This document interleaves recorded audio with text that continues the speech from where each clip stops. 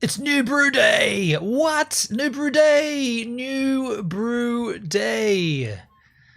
What does that even mean? It means that for the last month I've had a homebrew. Well, no, for the last 2 months I've had a homebrew brewing, and for the last 1 month I've had that homebrew sitting, waiting to be carbonated, waiting for the secondary fermentation process to complete. And they say 4 weeks is the minimum. Now, we've discovered that over the years, more than 4 weeks, maybe 6 weeks is the optimum. But, I can't wait that much longer. So 4 weeks is the weeks that we give it. And today I want to crack open a home brew and, just taste it. It's a stout. It's a big, fat, black beer. It's going to be lovely, hopefully, if I haven't messed it up. And that will also be the third last time that I'll make a home brew in that style, or no, that's the wrong words. The process that I use to make homebrew, I'm changing it.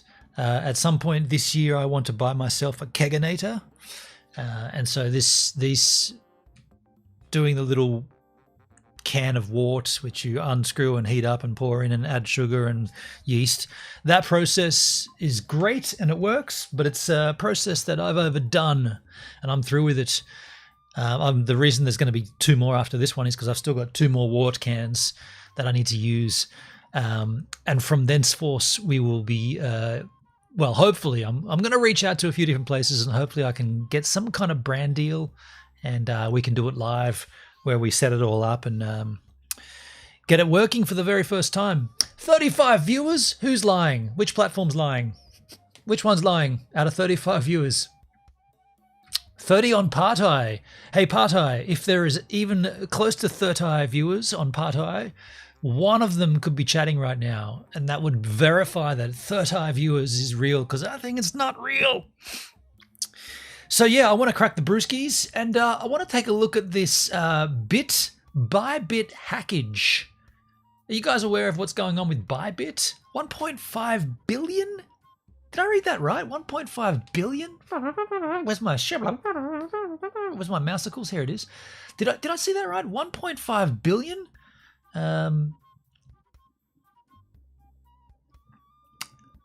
Maybe I didn't see it right.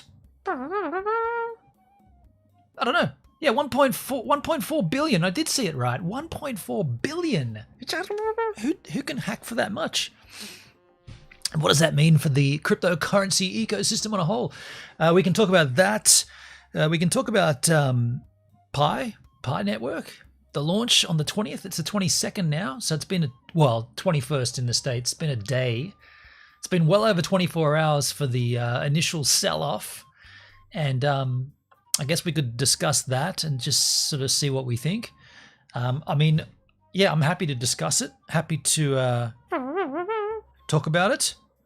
What the crikey? Okay, interesting. I've also found another one of these Bitcoin heaters. You know, BitHeat?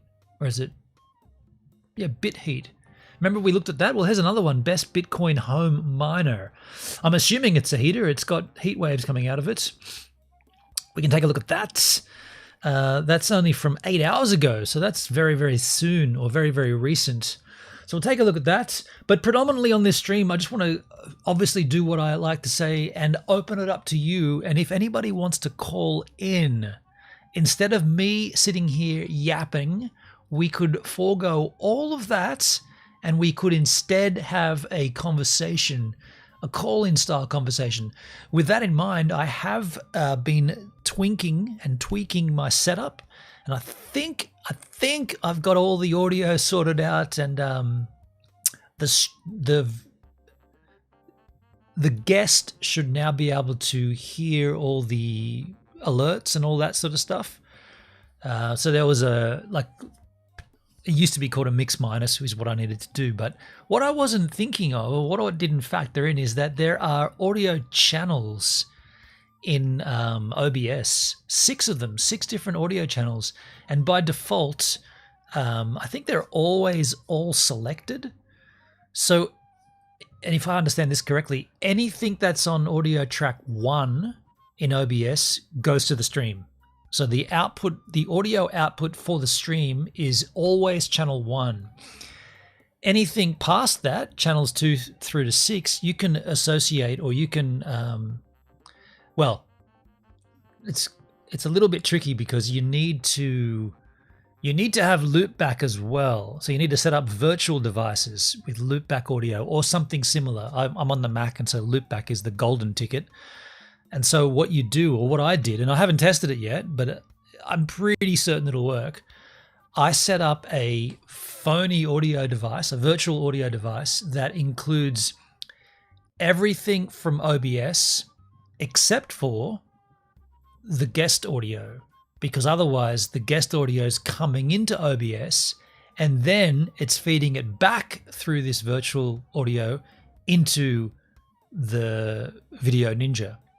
So in Video Ninja, I select my virtual audio route, if you like. It's not an input. It's just a virtual audio routing. I select that, and so my guest hears everything that OBS gets, including my microphone, including all the alerts, including wherever we go and watch content, whatever. We can bring up a shared screen, whatever. It'll always go.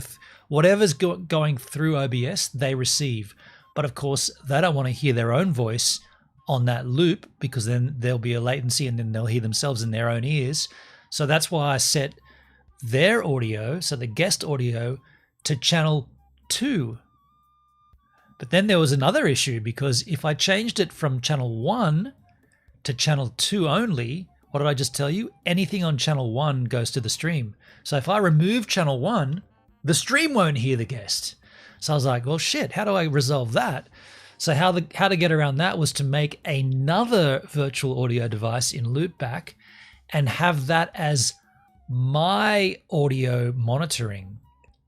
So I need to monitor their audio, and their audio needs to go to the stream. So therefore, turn on audio track 1 in OBS, make sure that's selected, turn off audio 2, and then only monitor and output their audio. So their audio is being monitored, so I hear them, and it's being outputted to the stream. But then in the virtual audio that the guest receives, their audio is not there because audio track 2 is removed. That's the theory, and I'm not going to lie, it was ChatGPT that got me through all that. By the way, ChatGPT, it makes a lot of errors. For instance, it told me to select a menu that doesn't exist. It's like, you choose the audio routing under settings in loopback, and I'm like, you make a virtual device in loopback, you don't get any settings. You can mute it on capture. What are the options? You can, where's my mousicles? Here it is. You can options mute while capturing, or you can volume up down from 0 to 100. You don't get any other option to choose the audio track. So yeah, I had to just make a little correction. And once you've told it that there's something wrong with what it suggested, it seems to fix it pretty quickly, or give you another suggestion. Now, are we on for chat here? The chat, again, either there's nobody here or the chat's just woeful. Let me see if it's just woe. There's a chat on YouTube. That's working. Okay, let me just check on the 30 viewers on Partai. No, they've gone. Man, I think Partai, they're botting. Sorry, an unexpected error has occurred. Shit. On my channel? What did I do to deserve such? Am I not live on Partai? Ah, shit. Hang on a second. It says stream, profile. Am I not live on Partai? No, I'm live on Partai. I'm live. All right. Is this thing on? Is this real? Brett's there. Hello, I'm Kick. How you doing, Brett? Good to see you, man. And I'm real as well on Partai. Okay, so I was wrong. It's working. It's all working fine. It just sometimes when. What about DLive? Last time I did a stream on Beam, and DLive just Wasn't there, even though Beam said it was. Let me just check the Beam machine, the D-Live machine. How are you? I'm good too, man. I'm good. I'm about to be even better once I crack this brew. Let me just check my channel. It looks like a little yellow ring around the logo. That usually means good. I think it's on. I think it's on. I think it's on. It's on. I think it's on. D-Live. Yeah. All right, we're good. We're good. I don't want to have to check that every time, but, you know, last time I didn't check it, it caught me off guards. So let's not dilly-dally any longer. Let me go and grab this brew out of the refrigerator where it should be nice and cold, and then we'll crack it and enjoy ourselves. To leave you, to get us to the brewskis, here is some surfing from the other day. This will be the last time you see this surfing clip because my solo shot is back from the repair. Should be good to go. I'm going to do a little test tomorrow with the Slack track. Oh, wait. I should check the surf report first before I want to do a test with the Slack track, the solo shot, and my microphone setup.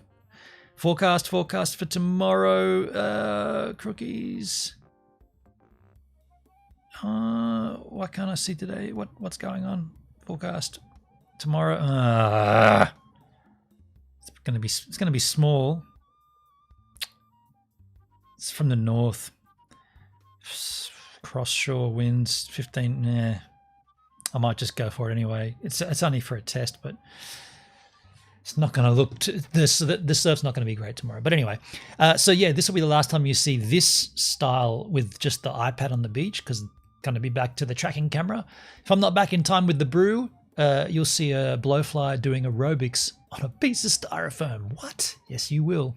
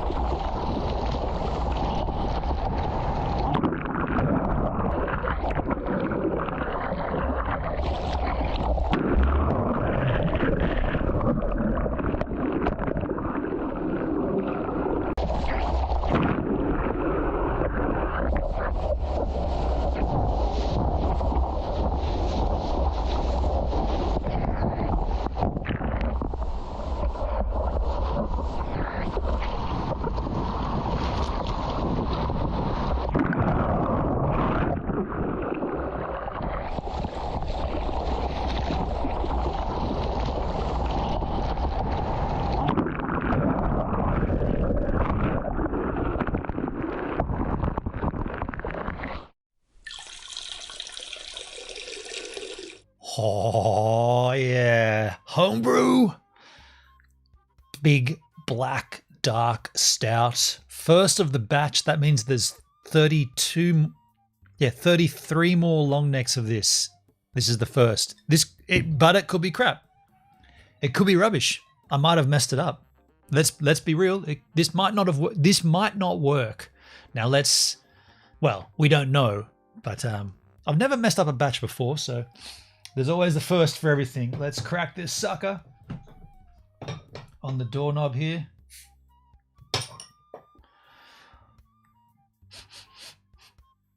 Smells good. Exclamation pour in the kick chat, or exclamation drink will cover it. Ooh, looks rad. Absolutely. Ice cold too. That looks rad.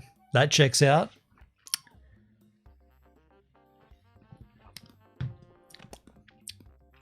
Ooh.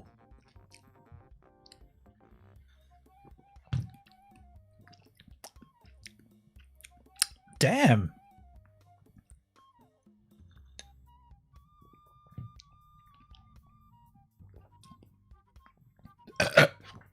That's really good. That's really good. It's a little, I was going to say, the first taste I had, I was going to say coffee. It's a little coffee-esque.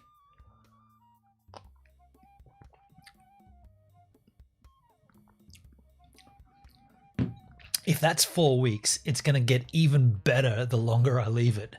So 4 weeks minimum, ideally 6 weeks. 4 weeks, you know, you're kind of cutting it, I guess, but it's only going to get better in from here, and it's already pretty good. Let's move on and take a look. It's only going to get better in from here, and it's already pretty good. Where's that coming from? What's playing in the background? My stream. My stream's playing in the background. Get him out of there. Okay, here we go. The best Bitcoin home miner skis. Got some playback here? Hold on. Why don't I hear anything? What browser are we in? Firefox. Did I not route this correctly? Did I not route this audio correctly? Firefox? Let me just check the Firefox. Firefox audio monitor and output. Why am I not hearing that then?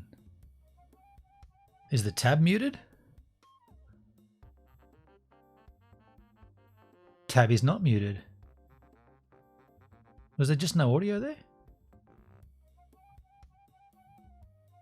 There should be audio coming through. I don't see... That's weird.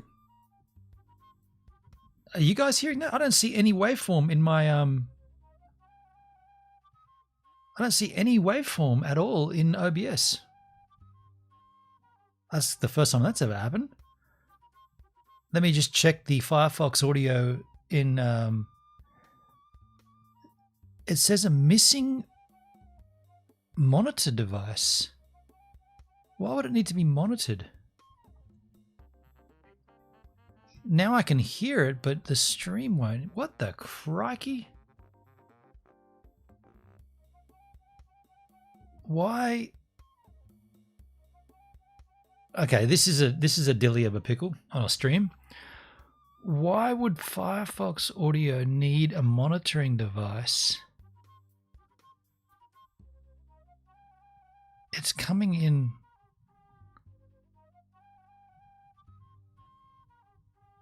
I'm perplexed with this. Should I monitor it through OBS? Yes, I should, but that's not even an option. This is weird. This is going to affect my stream. Why would this not... Firefox audio.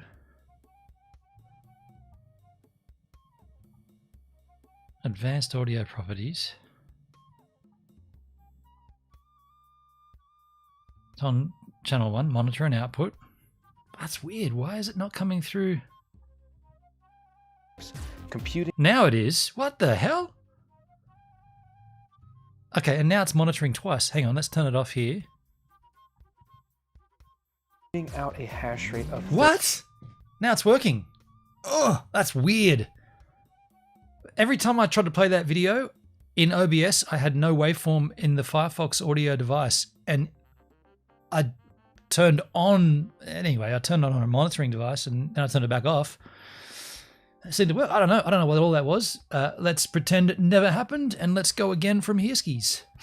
This is the Avalon Mini 3. Weird. Using only 800 watts of electricity with an input AC electric voltage of 110 to 240 voltage, working on 50 or 60 hertz electricity.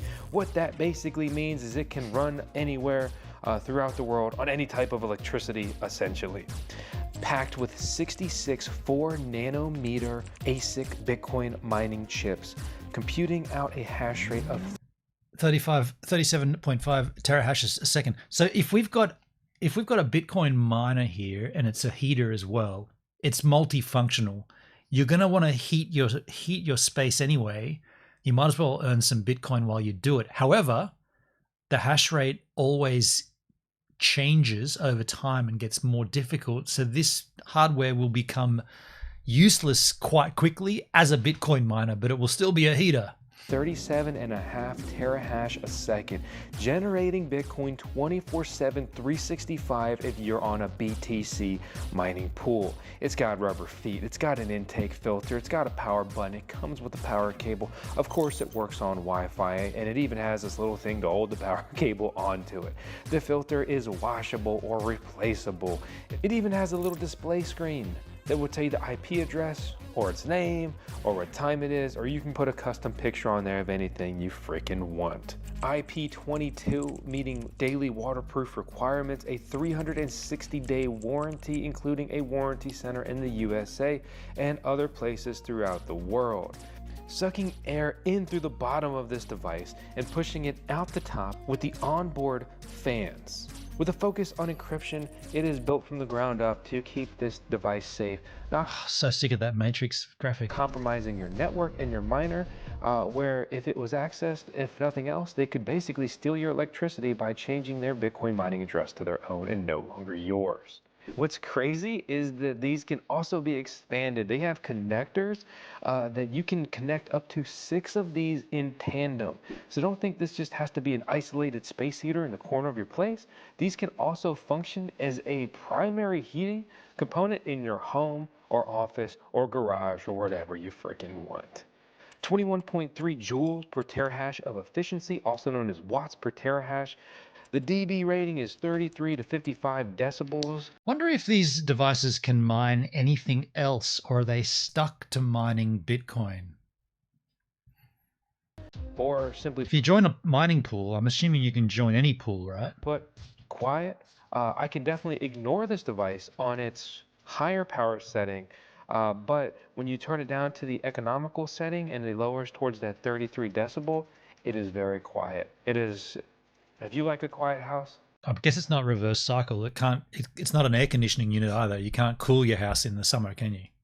it can still fit in that type of environment. The Mini 3 is a brand new 2025 miner, and that is why it's so efficient, so powerful, and so purpose-built. Also, did you know Canon's not just some new company that popped up overnight? They have been producing Bitcoin miners for years, and they're publicly traded. You can buy the Canon stock if you want. Canon.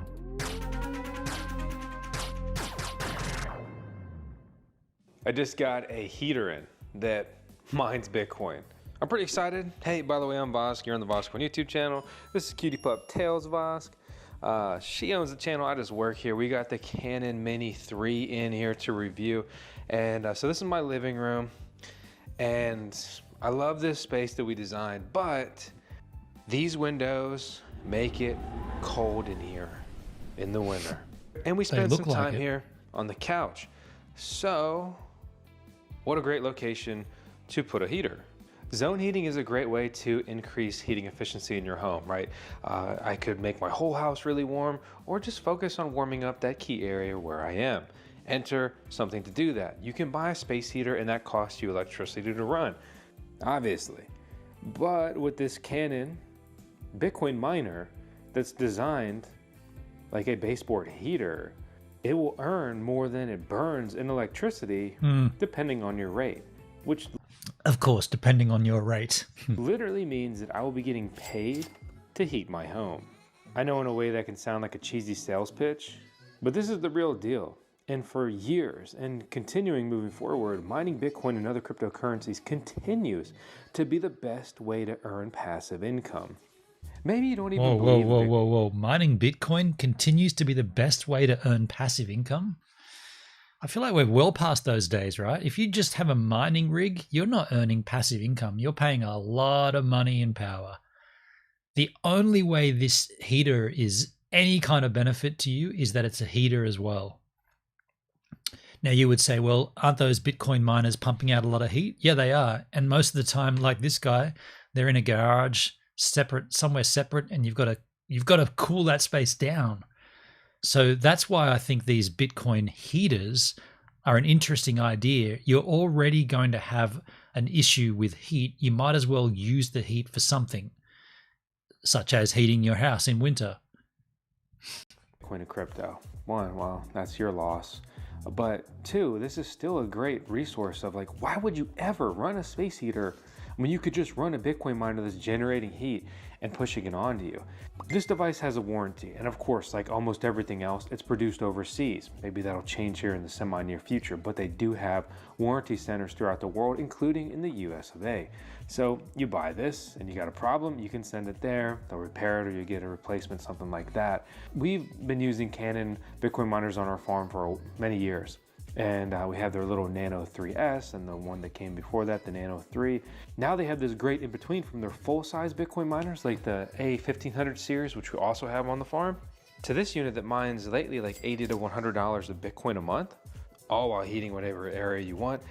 And it's designed from the factory to be quiet, and honestly, it looks fine.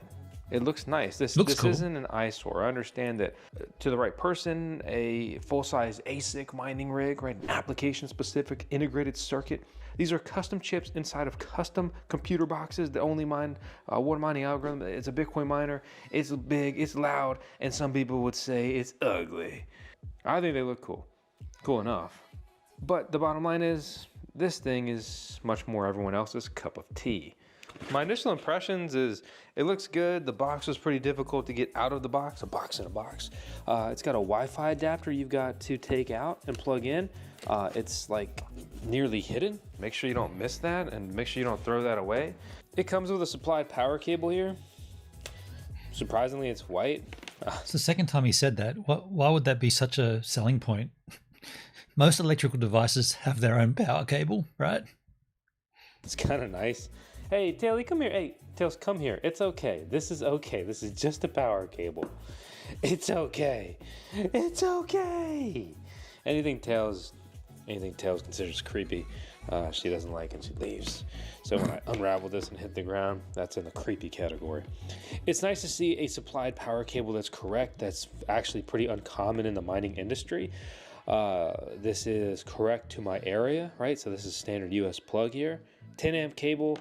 Actually pretty pliable, which is so much talk about the power cable, man. Nice, and it's white, which is actually really cool because being a baseboard heater here, it's probably going to be right next to a white trim. Little dusty, no big deal. Flip this thing over. Anyone will be able to handle and manipulate this, but it is hefty. It is hefty. Power cable. Insert it in, wall outlet. Insert it in. We heard the power supply activate right there. Wi-Fi connector. Best name we could come up with for this brand was Come Fast. Oh, no. Fitting. All right. Okay, it was beeping there. I clicked it off. I guess this is just to like offer a second security method there on Probably power shouldn't turn it supply on upside hookup. down. Maybe it's a safety feature, so like your kid runs by and they snag this and they don't pull it out. We've got a filter mesh material here on the bottom, right? So that's going to be the intake. That beeping's pretty unenjoyable. You did Bluetooth fail. You did switch it on when it was upside down. It stopped beeping? Did it know that it was upside down? The screen's fun. Taylor, you ditching me? Come on! If you think the Canon Mini 3 and if you've also seen the Canon Nano 3S are really cool, but you're still kind of on the fence, consider attending Mining Disrupt. No. This is what they're in person. Or download Canon's Avalon Miner app. So I already have this app from running their other miners. It's very quick and easy just to kind of set up and get started. I'm clicking the 3 bars in the top right, new devices, and I'll click on a Mini 3. Now I'm going to search for that device. Just very quickly come up here. I click on it, I click connect, and now I just need to connect it to my Wi-Fi. It's automatically found my Wi-Fi network, Planetary Fortress, and then I will be punching my password in to connect it. Click save, and it looks like it's generating a local IP address for me on the display now. 192.168.7234. So if I punch that into my browser, right, I should be able to access this miner. It's also interesting that this miner has all of these different options. Heater, mining, night. Can you mine without heating? Even just straight up turn a light I on. doubt it. If you want to schedule the mining time for it, you can set that up here with the timer.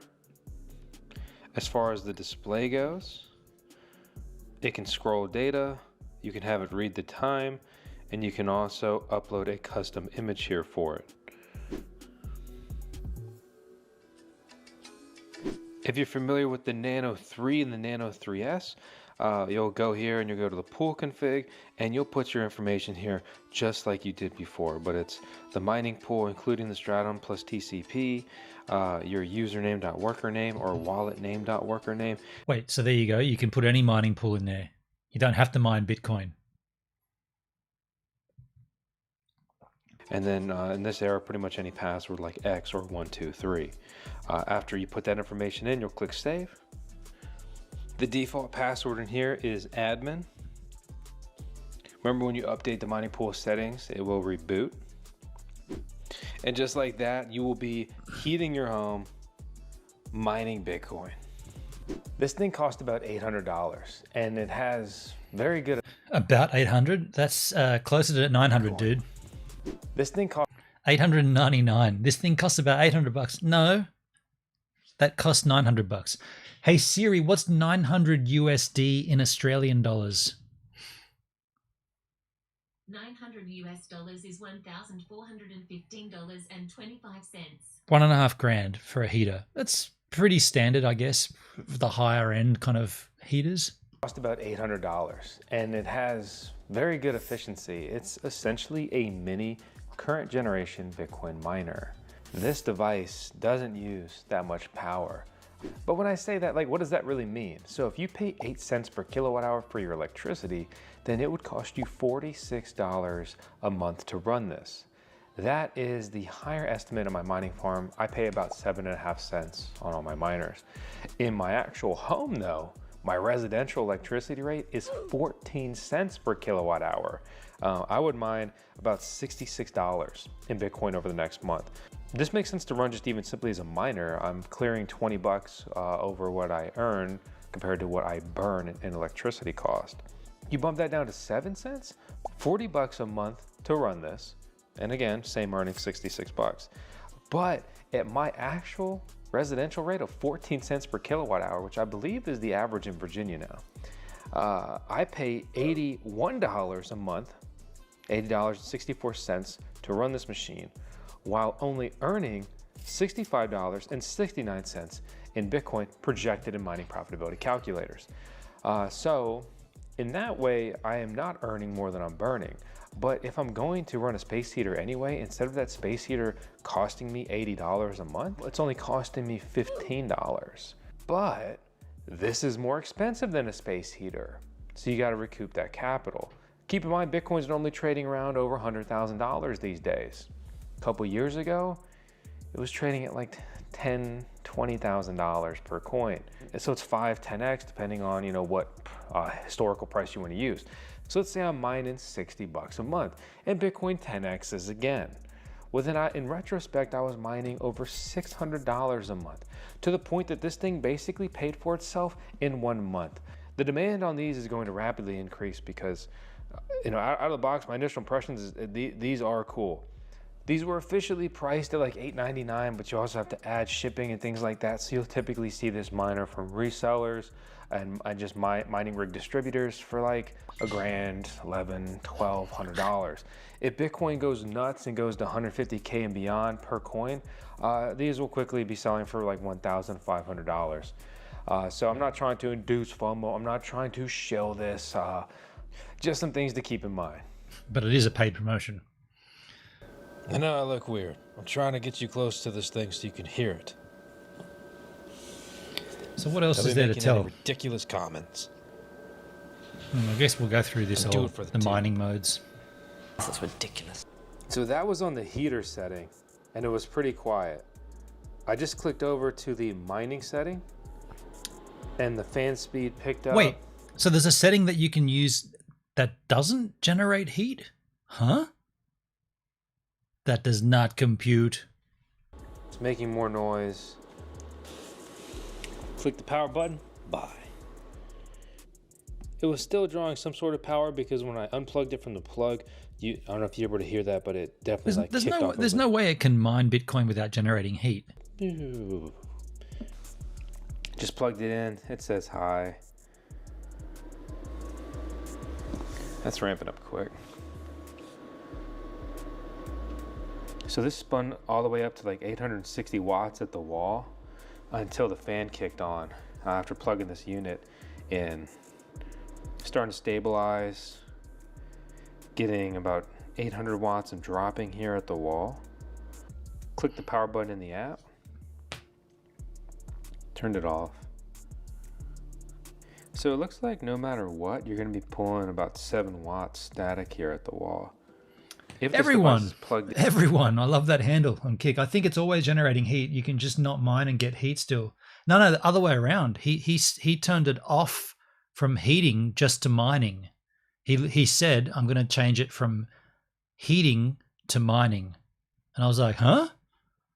He definitely said that. I was like, that doesn't make any sense. It's still going to generate heat. Maybe it's like lowers the hash rate or something and it doesn't turn the fans on or something. I don't know. then you have the power supply that's built into it switched to on. Click the power button, comes up with right. Personally, to me that big LED display or that little panel there, that's a big fail because I don't know, like I personally hate lights at night. Like in this room where I sleep, if there's any light coming from any peripheral, like a device that might still have like USB power or something, I hate that. I have to put like blue tack over all those little LED lights and shit. So that thing, if you were having it in the winter and you had it in the room, I'd be putting like a towel over it or something to cover that big stupid display. I was testing here, and it's probably gonna have the same boot up here and spin up to 800 something watts and then start mining. What's interesting is I have it powered off in the app, but I clicked that screen on and then the power increased by only 1.5 watts, which I guess is just entirely driven by this display. I clicked the power button here inside the app. The button is now black and now it says hi, and now we're probably going to start mining here. So power is increasing like we saw before. I'll let this spin up and we're going to run through the mining setting here, which pretty much should just be full bore mining. Obviously it's still going to be a quiet miner, but not nearly as quiet as it's capable of being. This would be the setting you would probably use if it was just running in your garage and you don't care if it's a little loud. So I guess the power button is just only for the display. It's literally a display power button. It's not the actual power button for this device, which means that's handy, but that's also a big fail. It looks like that's your main power supply, but yeah, okay, cool. So you can turn that stupid thing off. Cool. that if you wanted to just truly turn it on and off, you'd reach under it right here and just click the power supply to the off position. That's pretty cool. You can turn that LED display off. That's handy. Which is just the opposite of whatever it's in if it's on. Inside my router, this is the device name that came up for this. So what I do is I'm just going to come in here and rename this to Canon Mini 3, and then I'll always... He hasn't once said the actual name of the product. The brand is Canon. The product is the Avalon Mini 3. He hasn't actually said it once. It's in the box, right? In the corner of the room when he started this video. It was the Avalon Mini 3. Look, where are we? 16 minutes in. We'll come back to that. Right there. Oh, not... Picture on there. There it is, the box. Avalon Mini 3. He hasn't said that once on this review. And it's paid. They sent it to him. It's a paid review. Canon Classic. Mini. That'd be 3. like, hey dude, yeah, we liked your video and everything, and I hope you're happy with the product, but even in the title of his video, he hasn't put the name of the product. He's got the Canon Mini 3. It's Canon Avalon Mini 3. Can you just go and change that, dude? Because we want to sell the product. And then I'll always know what this device is on my local network. Just like the 3S, even when you get this IP address and you type it into your browser, you cannot access this miner like a normal mining rig, which is a huge disappointment that they got rid of web GUI or graphic user interface access. So that's probably the first negative in this review. When you select the scroll setting from its display options, you can get it to scroll the data that's on it. I don't know why they don't just give you a straight option to show the real-time hash rate. I just want to click one of these buttons that says hash rate and it shows me the real-time hash rate. I don't want to see the time and then the IP address that, to be honest, is irrelevant because you don't even get a web interface for controlling this miner. And then I finally get the hash rate, which is the one thing that I actually want data on. Consistent power draw here at 770 watts at the wall. Currently mining at 27.5 terahash a second. And now it's back up to about 38, 39 terahash a second, which we've seen pretty consistently in our testing. I'm really happy to report that we're pulling about 770 watts at the wall, while outperforming the advertised hash rate, at least per the miner here, reported, I'll say approximately 39 terahash a second. So less power than advertised, more hash rate than advertised. That's all that you could ever ask for. Very happy to hear that. And again, that is on the mining setting. So try to listen very closely. I don't know if you're going to be able to pick this up. I'm going to click the heater setting. It's gotten much quieter. I'm not sure if you can pick that up, but it's gotten much quieter. It was already an acceptable noise level. Power draw dropped slightly. So we took our logo and we basically just gave it some more room around it. Let's see how that looks. That's just stupid. Looks terrible. That's what I said. Oh my gosh. After leaving it on the heater setting for a while on the high setting with super, you can see we're actually pulling more power on the setting while achieving a slightly lower hash rate of about 38 terahash a second. And this makes sense because the fans aren't running as fast. That means the chips are getting hotter and they're becoming less efficient. So you're sacrificing a little bit of efficiency for simply a quieter miner. But what happens when we click the night option? Fans ramped up, power plummeting. Looks like we're stabilizing. Pulling a steady 390, 395 watts here. It's using about half the power. And it's doing, as Half the expected, terahash. about half the hash rate. This is so quiet on this setting. It's still putting out a little bit of passive heat. I love that it has all these options out of the box. And the first thing that stands out to me for the purpose and use of a device like this is the heater setting, where it's still pretty quiet. He hasn't once said how much heat it's pumping out. Like, is it heating up the room or not? Right? But I'm getting that full hash rate, and the likelihood of me breaking even on this becomes much more viable. So the only other thing that I want to know about, right, that we haven't completed in our initial testing is going to be the eco setting. I just clicked the eco setting and it got a lot quieter. What about the heat, dude? Aren't you cold? Remember the snow coming in the window? 360 spin. Looking at the power draw after clicking the eco setting, it looks like it's just going to be a slightly bumped up version of the night setting, but it is very quiet. It is very quiet. Just going to put the icon back in there. That looks a lot better. So we ran through the mining profitability of this and the break-even projection, but what we haven't run through is solo mining. This is SoloLuck. It's a Bitcoin solo mining calculator that BossCoin, our team, has built. Very proud of it. Our team killed it. Seamless ad integration.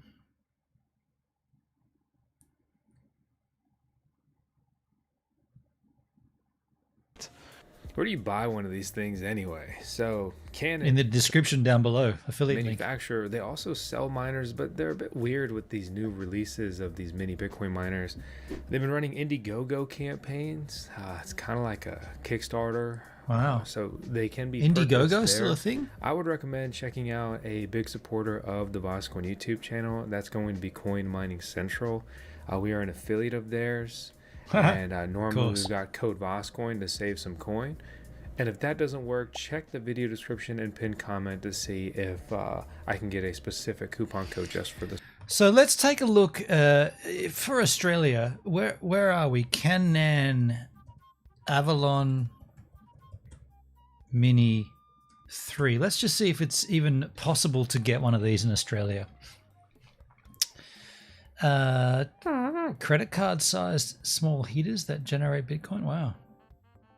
Let's just go to their website. Canaan.io skis. I don't want to sign into my thing with the thing. Avalon Miner, Avalon Box, Avalon Home. Avalon that, Avalon this, Mining Box. Price is not there. Avalon Mini 3. It's quite new. Quite new. Shop. Avalon Box. Avalon Box. Okay. I don't think it's available yet. Yo, Netsky, how you doing, man? How you doing, Netskis? Over on the beamstream.gg. Here's their press release. I'll accept those cookies. Canon is redefining home cryptocurrency. Blah, blah, blah, blah, blah. The Avalon with 2 groundbreaking devices. The Avalon Mini 3, hash rate of 37, and the Avalon Nano 3S, hash rate of 6 terahashes. So quite different. That's your mining. Okay. Pre-order.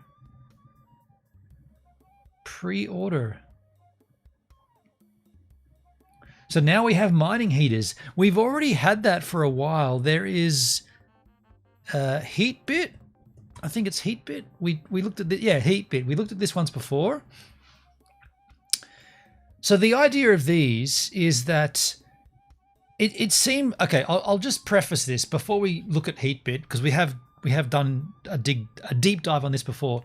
The idea of this is not. You shouldn't think about this like I'm going to be mining Bitcoin. You should think about it this way. And by the way, this is why I haven't bought one. But you should think about it like this. You should say, dude, we need a new heater. We need a heater. Are we willing to pay a little more for a heater that also mines Bitcoin?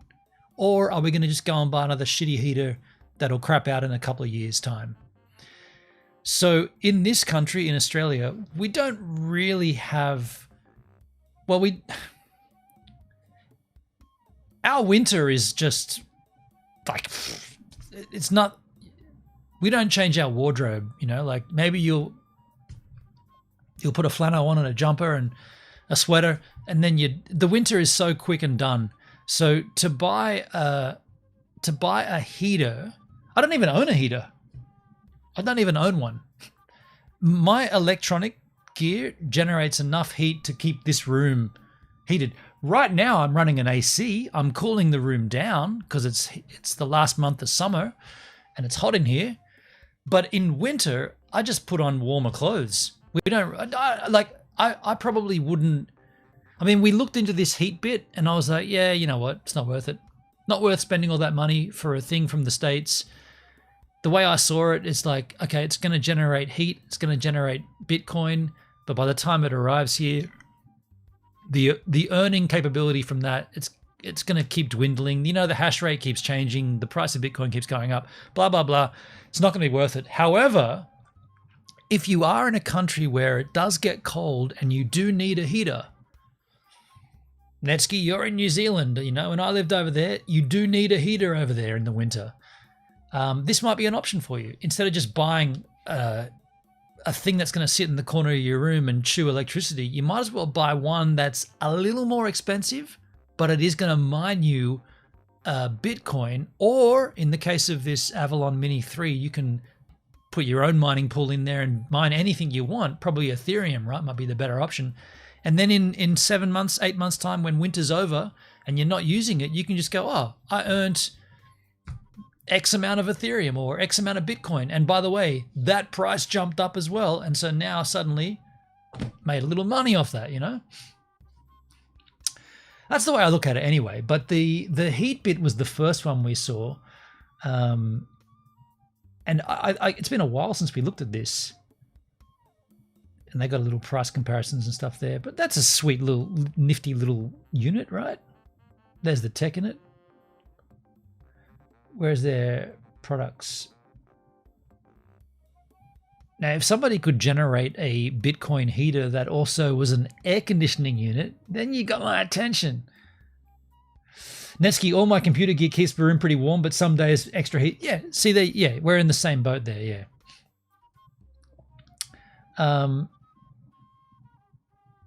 So they look like they've changed their. This is by the time that, or in the time that it's been since we researched this, it's changed already.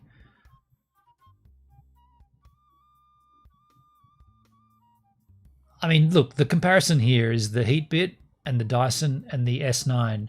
So, I mean, look, one of them's generating Bitcoin, or two of them are generating Bitcoin, the other's not. Everyone, it was minus 17 here the night before last. Now, are you talking Fahrenheit or Celsius? Hey Siri, what's minus 17 Fahrenheit in Celsius?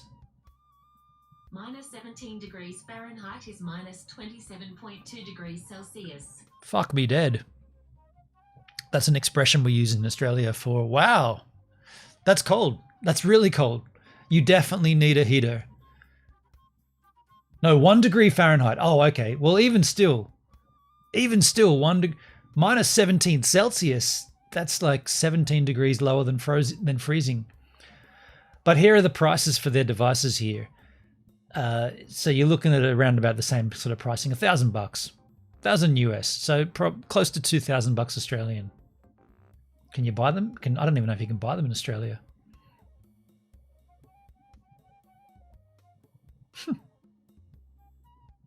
We got 10 inches of snow. Right. So in those instances, you absolutely need a heater. I don't, we don't, but you dudes do. And here are two different products, Canaan and Heatbit. The Heatbit looks kind of cool, but then again, so did the Mac Pro when it was like the trash can Mac Pro. That didn't last long, did it?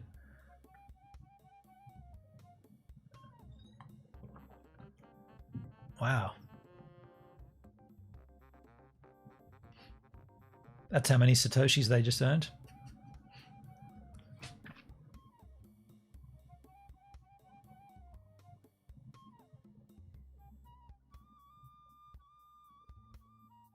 Yeah, I don't know. Like, I kind of like the look of this. It looks like a what are those home theater sound bars?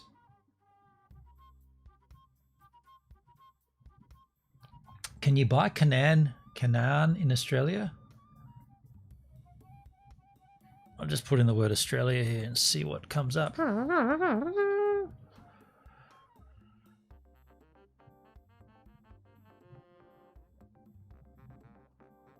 AU plug.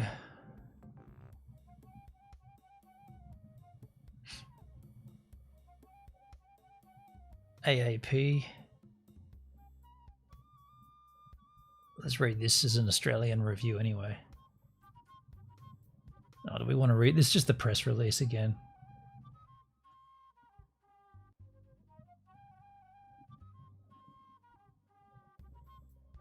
Yeah, so this is the pricing before they've been released. The Avalon Mini, $900. Okay, so let's take a little sidestep here and talk about this ByBit hackage. What do we know about this? What happened? I woke up to two interesting news items on my Twitter feed. The first one being the Chinese live missile testing in Australian waters. Both of those things were later proven not to be actually true. They weren't live missile testing. They were testing with no live missiles, and it wasn't in Australian waters. And the other thing was this ByBit hack. $1.5 billion hacked from a cryptocurrency exchange. I don't know what's going on. I don't know. I haven't looked into it, but here is Crypto R Us. This guy, you know this guy, right? Let's see what he's got to say about what happened. He'll educate us and we can make our own minds. Welcome back. They said they can't recover it. 1.5 billion and they cannot recover it? So, Shit. What happened with the market? Just this morning, while I was streaming, Bitcoin was at 99.4. It seemed like today was a fantastic day. Netsky, I heard about the China thing during the night on the radio. On the radio? Who listens to the radio? Radio. I know. I remember that. Let me just get out my Walkman and tune in. Bitcoin was going to break $100,000, and boom, right after I streamed, I came back to my computer and saw Bitcoin fell down almost 1,000 points, and now we are down 2,000 points, and it's still dipping. Hey Siri, Bitcoin price in USD? One Bitcoin is $96,408. 96,000. Okay. According to Yahoo Finance. There's been a bit of a dump. In case you're wondering what's going on, this is what's going on. This is Ben Zhu. No, it's not CZ. He is the CEO of ByBit. What's going on is, right after my stream, it was confirmed that ByBit, one of the biggest exchanges out there, was hacked for $1.4 billion in ETH. So ByBit confirms $1.4 billion of Ethereum hacked. How does it get hacked to the tune of 1.4 billion? There's someone behind all this. I have radio headphones when you can't sleep, listen to talk about. Interesting. Everyone, whoever hacked that has double the amount of Ethereum than the next largest holder, that Vitalik guy. So by saying that, are you suggesting that it's someone in the know? So this person has more Ethereum than Vitalik, the guy who created it? Shit. One of their cold wallets somehow was hacked for 1.4 billion. Now 1.4 billion somehow... Was it one transaction? of ETH was transferred to their hot wallet without anyone knowing the signature or something was faked, and then a whole Fucking bunch hell. of ETH was dumped. Holy shit, dude. That's massive. Someone must have had the keys. If it's someone inside the exchange, right?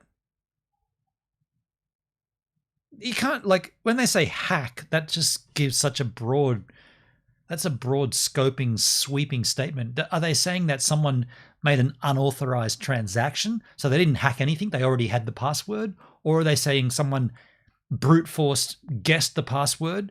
Or what? How are they, like, got to be more specific with this shit, especially when you're talking about 1.5 billion, not billion.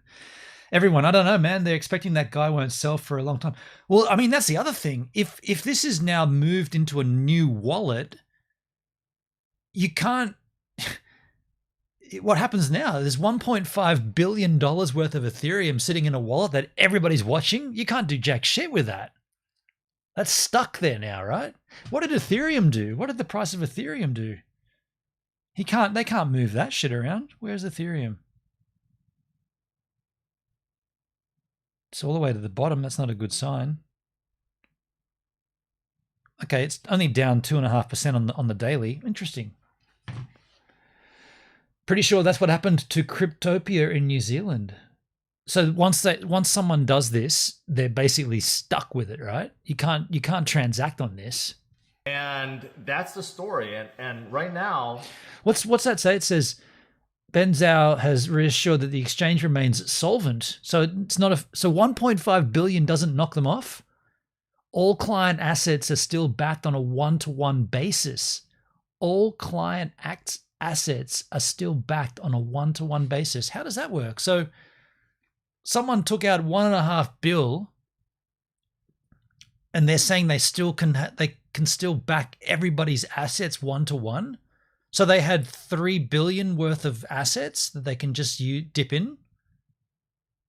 That doesn't make sense, does it? I mean, do they? I mean, is it possible to have $3 billion worth of assets on an exchange like that just to cover this? I seriously doubt that. I mean, yeah, wow. ByBit is solvent even if the hack loss is not recovered. I've never heard of that exchange. I looked at ByBit recently. When was it? It was because of the Pi launch. I think was ByBit. No, it wasn't ByBit. That was OKX. My bad. So he did a live stream. We got to check this live stream out. Ben Zhao's live stream. Let's see if we can find Ben Zhao's live stream. We'll check that out as well. Ben Zhao live stream. There you go. Second option. 41 minutes ago. Where is the stream though? Stream 10 hours ago. It goes for 1.5 hours. Well, can we get a rundown? Maybe it's got a 20-minute intro.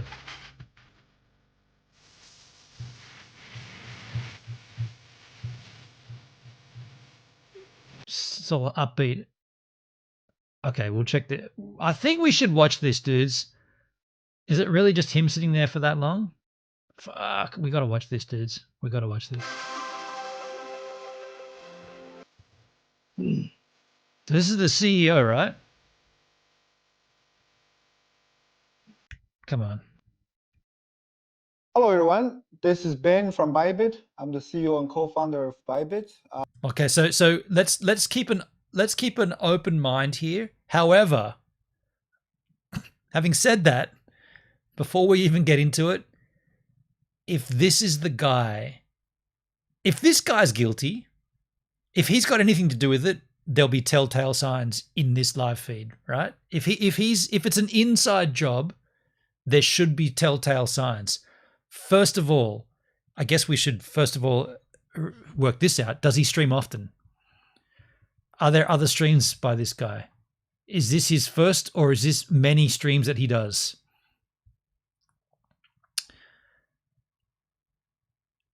Okay, so there's a lot of content here. No live videos. The fuck are you talking about? We've just watched one. So is this not live? Streamed 12 hours ago. Why does it say there's no live streams on this channel? This channel has no live? What are you talking about? We're just watching one. Okay, so there are live streams here. So what's his name? Ben. Okay, so what I'm doing, I'm just establishing whether he's no stranger to live streaming. So he knows how to stream live. Okay, cool. Sound check, technical check. Are we live? We all good? Good first okay, move. Great. Yes, hello everyone. So thank you for tuning in. This is a very difficult time. As all of you are aware that currently, well, about 2 hours ago, ByBit experienced a hack on our Ethereum cold wallet. So again, this is Ben, the CEO of ByBit. I'm here to give the full statement, the update. I'm intending to make this live stream go a bit longer so I can answer all of our community's questions, concerns, and any issues we can address. So first of all, I want to give everyone the overall what happened. So far, this is good. So far, no reason to suspect he's got anything to do with it at this point. It was about 2 hours ago, UTC +8 time, 9:30, around 10 o'clock, which I'm actually in Singapore right now, Singapore time, that we were doing a regular cold wallet transfer to our warm wallet. So we typically do this type of transfer every 3 weeks, 2 to 3 weeks, depends on what is the balance that we have in the. So hang on, let's clarify some terms. A cold wallet is a wallet not connected to the internet, and a hot wallet is a wallet attached to the internet, correct? Let's make certain we've got those terms correct. Hot wallet has a connection to the internet, and a cold wallet is something like a Trezor or something that's separate, so not touching the internet. Yes, thank you everyone. Cheers, man. Thank you, dude. Props to your handle. It's kind of cool saying thank you everyone. So they're doing a regular transfer, and he said that the hack came from the cold wallet. Mayonnaise! Wow! Who did that on DLive? So the cold wallet was hacked. Is that what he said? It's from the cold wallet? Time that we were doing a regular cold wallet transfer to our warm wallet. So we typically do this type of transfer every 3 weeks, 2 to 3 weeks. How much were they transferring? So obviously the transfer from a cold wallet to a hot wallet is so that they can then transact that, possibly to pay out people or to distribute funds or whatever it is. But the cold wallet doesn't touch the internet, so it's not, not as easily movable, let's just say. So there's got to be they got to bring in the items, and then they got to deliver the items. If you think they're bringing them in from outside, putting them in outside. Yo, Joss CND on DLive, greetings from Canada. Yo, man, good to see you, dude. Good to see you streaming. Thank you, man. How you doing, Joss? It depends on what is the balance that we have in our hot wallet. Okay, I will just back up a little and say his body language is a little defensive here, sitting with his arms crossed, kind of head tilted. Thank you for the follow there. Sitting back like this, kind of he does look like he is, it doesn't present that well posturing like that. Doesn't mean he's guilty. That we were doing a regular cold wallet transfer. Hey, furry dude, you're welcome. Been watching you for 6 years. Go out, take a break, man. 6 years is a long time to be watching this shit. I appreciate it, man. Thank you, dude. Which I'm actually in Singapore right now, Singapore time. That we were doing a regular cold wallet transfer to our warm wallet. So we typically do this type of transfer every 3 weeks, 2 to 3 weeks, depends on what is the balance that we have. Hey, Comtech, how you doing, man? Comtech's in the house. Good to see you, buddy. Crypto enthusiast like myself. I guess you're watching this story as well, dude. Holy shit, 1.5 billion. Whoops, it's gone. Shit. There's got to be, I don't know what we're going to learn from this, but there's going to be definitely more to this story. In our hot wallet. Whenever the hot wallet is reaching a benchmark that we believe needs to be topped up, we will deploy the cold wallet. Okay. ByBit uses Safe for our Ethereum related cold wallet as multisig, which means we use the Safe product. I'm not sure if you are aware, it's the safe.global. You take a break. For most of us, we all know that this app it's a smart contract level cold wallet multisig. So we have. I feel like multi-sig is going to be the key there. Multi-sig. So there's more than one person that needs to sign off on this. Somebody in that loop, in that multi-sig, I wonder how many. Does anybody know how many people you can have on a multi-sig wallet? Can it be unlimited? I reckon they would have authorized someone in the upper echelon to be part of that multi-sig. And maybe they didn't carefully vet that person. It's unlimited, is it? Okay, unlimited. Yes, okay. Multiple signers that signing this transaction, targeting a regular transfer from our cold wallet to the warm wallet. When we saw the transaction, it was business as usual. I can, at least speaking for my part, I was the last signer of this transaction. Wait, is he now referring to the stolen transaction or just a general transaction that took place beforehand? It feels like he's talking too insignificantly about someone stealing 1.5 bill. And did he just say he signed off on it as the last multi-sig to do that? He did, didn't he? Transfer from our cold wallet to the warm wallet. When we saw the transaction, it was business as usual. Many general small ones. No. He said this is one transaction, business as usual. When we saw the transaction, business as usual. I can, at least speaking for my part, I was the last signer of this transaction. When this transaction came, it was a normal URL. I double checked. It was the Safe URL from the official Safe website. So what he's sort of saying there is that this was a regular transaction. So sending $1.5 billion worth of Ethereum isn't unusual, is what I'm hearing.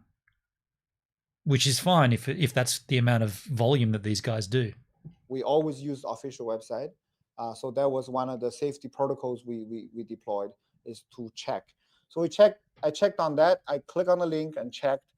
And then I checked on the UI the destination address to make sure that it is our warm wallet. And we have a procedure to make sure that it is what we saw. So all of that checked out. And the initial transfer that we made was around, I believe, 30,000 ETH. It was not a full amount. So a smaller transaction. I saw the transaction. I'm the last signer, so I clicked on sign. And I use a ledger as a hardware device for the last signing part. Okay. So after I sign, and I also check the ledger screen, one of the issues with, at least from my experience with the Ethereum related cold wallet transfer, is that it doesn't exactly shows the destination. It shows a lot of code. So it's not, so I checked the code, but I didn't check fully. If normally also... Wait. What the fuck is he saying? So in the cold wallet that they're taking the Ethereum from to move to the hot wallet, And by the way, not the full amount, just he said about $30,000 worth. He's saying it doesn't give you a destination address. Instead, it just presents a bunch of code. Wouldn't there just be a from and a receiving wallet address? Unless he's sending it to multiple hot wallets. But it sounds like he's sending it from one cold wallet to one hot wallet. So why would there be code and gibberish in there? Shouldn't it just be the address of the receiving wallet? If it was a contract he sent to, but wouldn't that just be a contract address, Comtech? Well, I don't get what's he saying? Like, when have you ever made a transaction between a wallet that gives you a whole bunch of code like that? How does that happen? I've only ever transacted where it gives you a sending address and a receiving address. Sometimes you get a memo as well on BNB or whatever. Go back and hear what he said there. How did he? Okay. So after I signed and I also checked the ledger screen, one of the issues with, at least from my experience with the Ethereum related cold wallet transfer, is that it doesn't exactly shows the destination. It shows a lot of code. So it's not, so I checked the code, but I didn't check fully. If normally also the address, the destination address is not inside of that multi-sig signing. So Oh, wow. Okay. I mean, I don't know. I've never used a cold wallet, but what he's saying is if you bring a cold wallet, if you put some heat into a cold wallet and start heating that thing up, you don't actually get the address it's going to. You get a bunch of code instead. Okay. Sign. After signing 30 minutes later. Then so why would but why would you sign off on that then? If you didn't know what you were seeing, why would he authorize it? You wouldn't click yes to that. You'd be like, I don't know what that says. And I guess $30,000 isn't a huge amount if you're talking about being solvent for the tune of $3 billion. Call. Wait, sorry. The destination address is not. Sorry, Comtech. There was a site that claimed you would redeem the crypto they sent to you. I looked at the code and it showed that they would receive all my TRX instead of the crypto they said. Huh. Is that specific to ByBit, or is that just an example, Comtech? Are you saying you've used a cold wallet and you were going to do a swap or a send, and the site claimed that you would redeem the crypto that they sent, but when you looked at the code, it said they would take all the TRX out of your account. Right. I hope you denied that transaction. Normally, also the address, the destination address, is not inside of that multi-sig. That's just an example, right? That's what I thought. Yeah. Actually, I have a memory of you telling me that this seems like that was a few years ago. I do remember you saying that. I think that was back in the, what was that liquidity farm we used to look at on TRX? The purple, it was all purple. Probably should go and have a look at that again these days because I think I've left stuff in those farms. But yeah, I do remember that. Signing. So I signed. After signing 30 minutes later, then we got the emergency call. That was a few years ago. Yeah. Our cold Ethereum wallet is drained. Okay. So this is what happened. I will come back to the story. But so he just said that they got a few hours later, there was a phone call saying the whole wallet has been drained.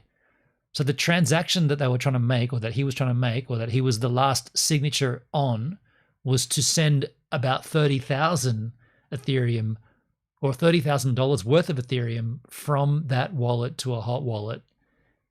And because the code was malicious, it actually drained everything from the wallet.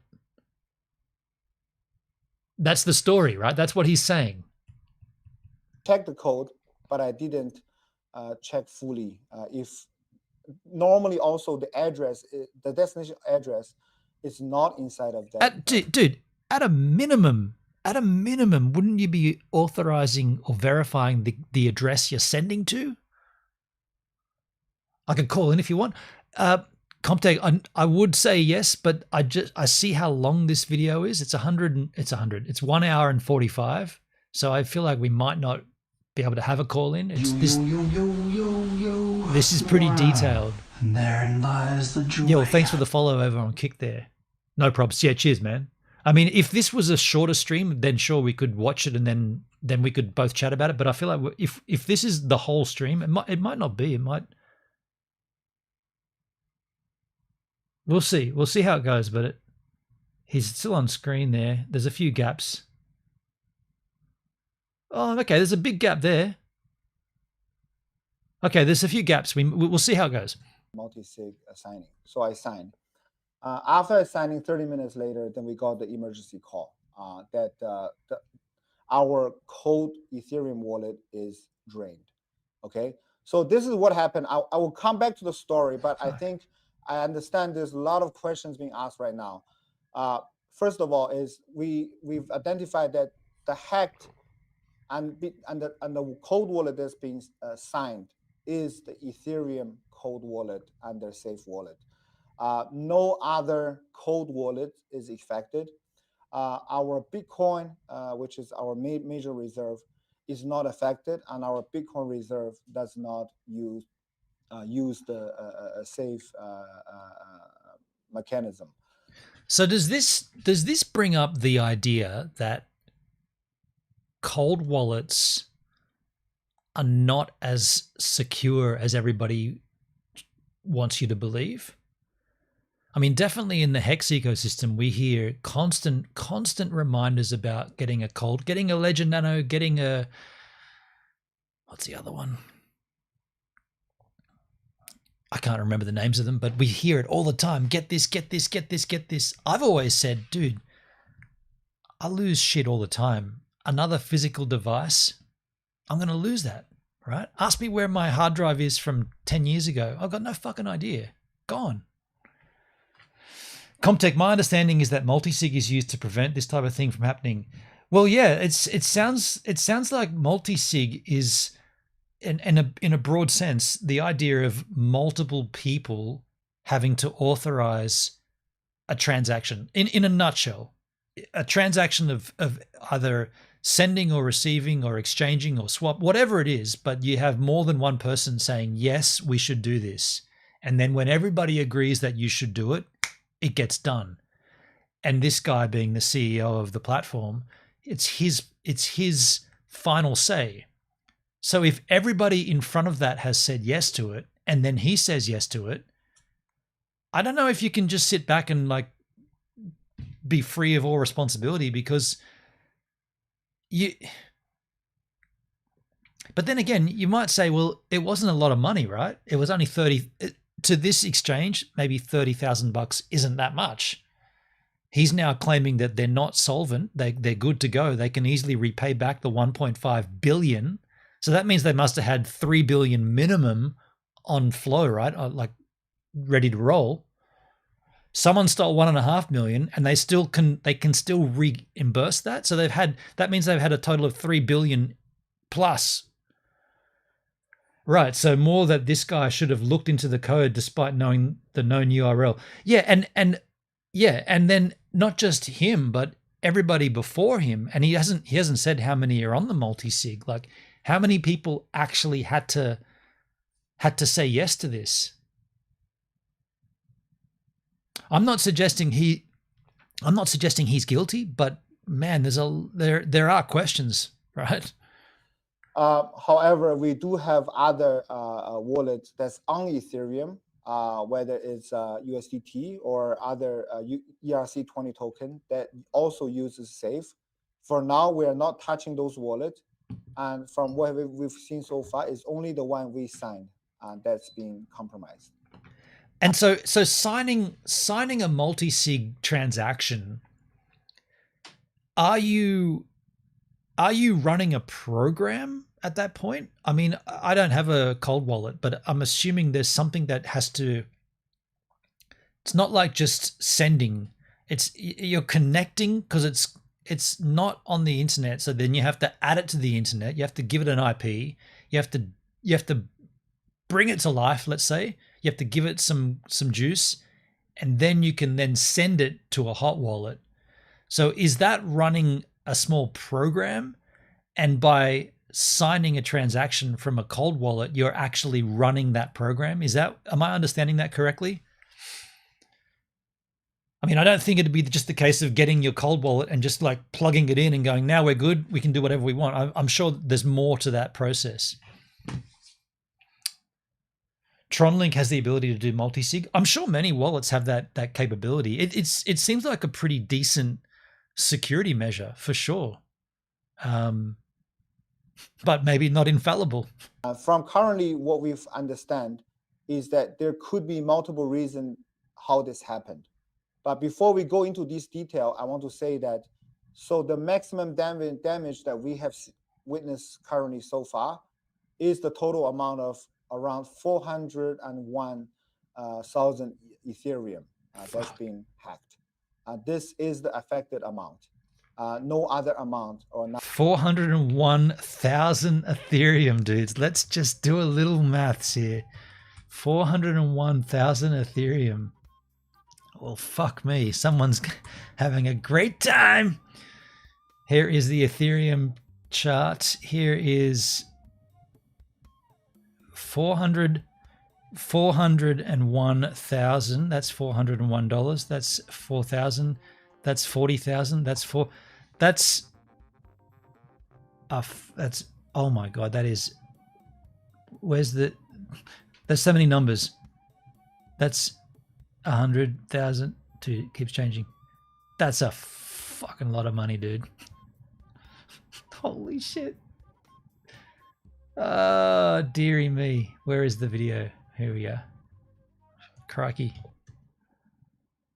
No other balances is compromised. 1.7 billion. Thank you, Comtech. I looked at that number and I was like, there's too many digits there for me to comprehend. I will say this. He doesn't look that fussed about it. He doesn't really look like, it's like, yeah, but that's a lot of money. I will say again what we said earlier. The guy who stole this, they can't really do anything with it, right? We can do the chain analysis at some point if you want, but it went to a wallet and then you can track where it goes, right? You can't. There's nothing that can be done. This is like the Mt. Gox stuff, right? You can always see where it's at. It can't go anywhere. So how come the price of Ethereum didn't tank? It didn't go down.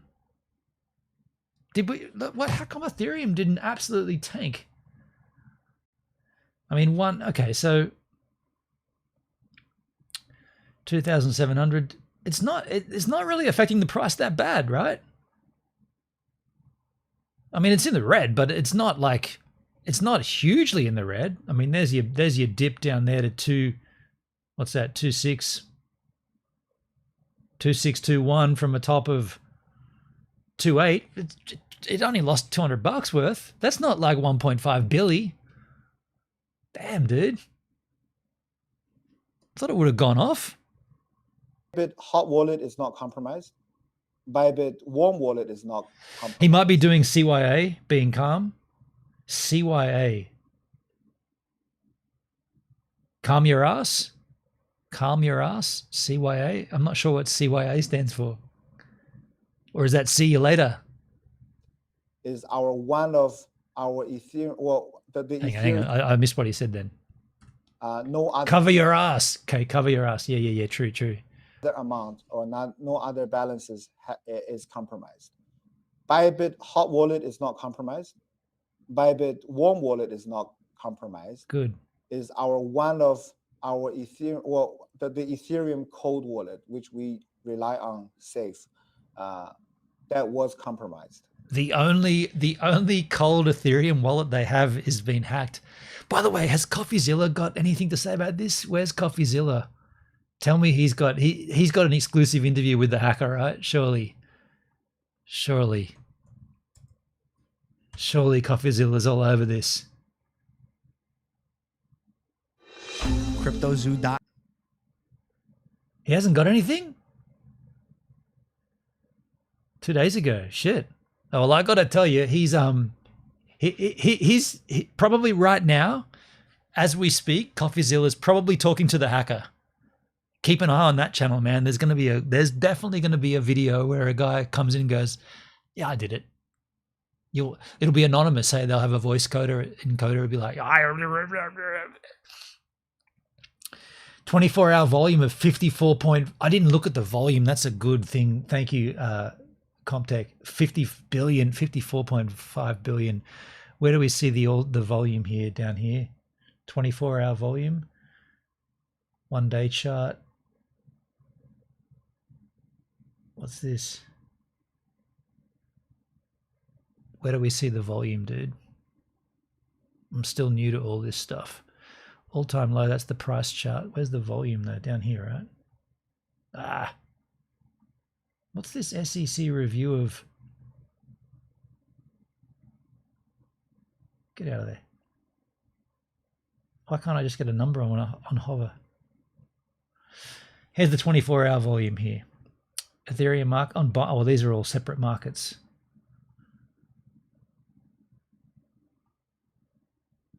$2 billion, 1.97 bill. Where do we get the total there? Oh. I'll just trust your finding there. Thank you, Comtech. Good point. Good to note. Which I will get to the. Oh, thanks. You got a link there. Let me grab that out. This is fascinating, though, isn't it? This is absolutely fascinating. Oh, I pinned it. Didn't mean to do that. I pinned it in my chat.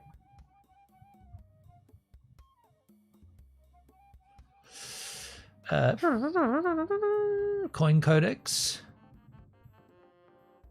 Ethereum Price Live.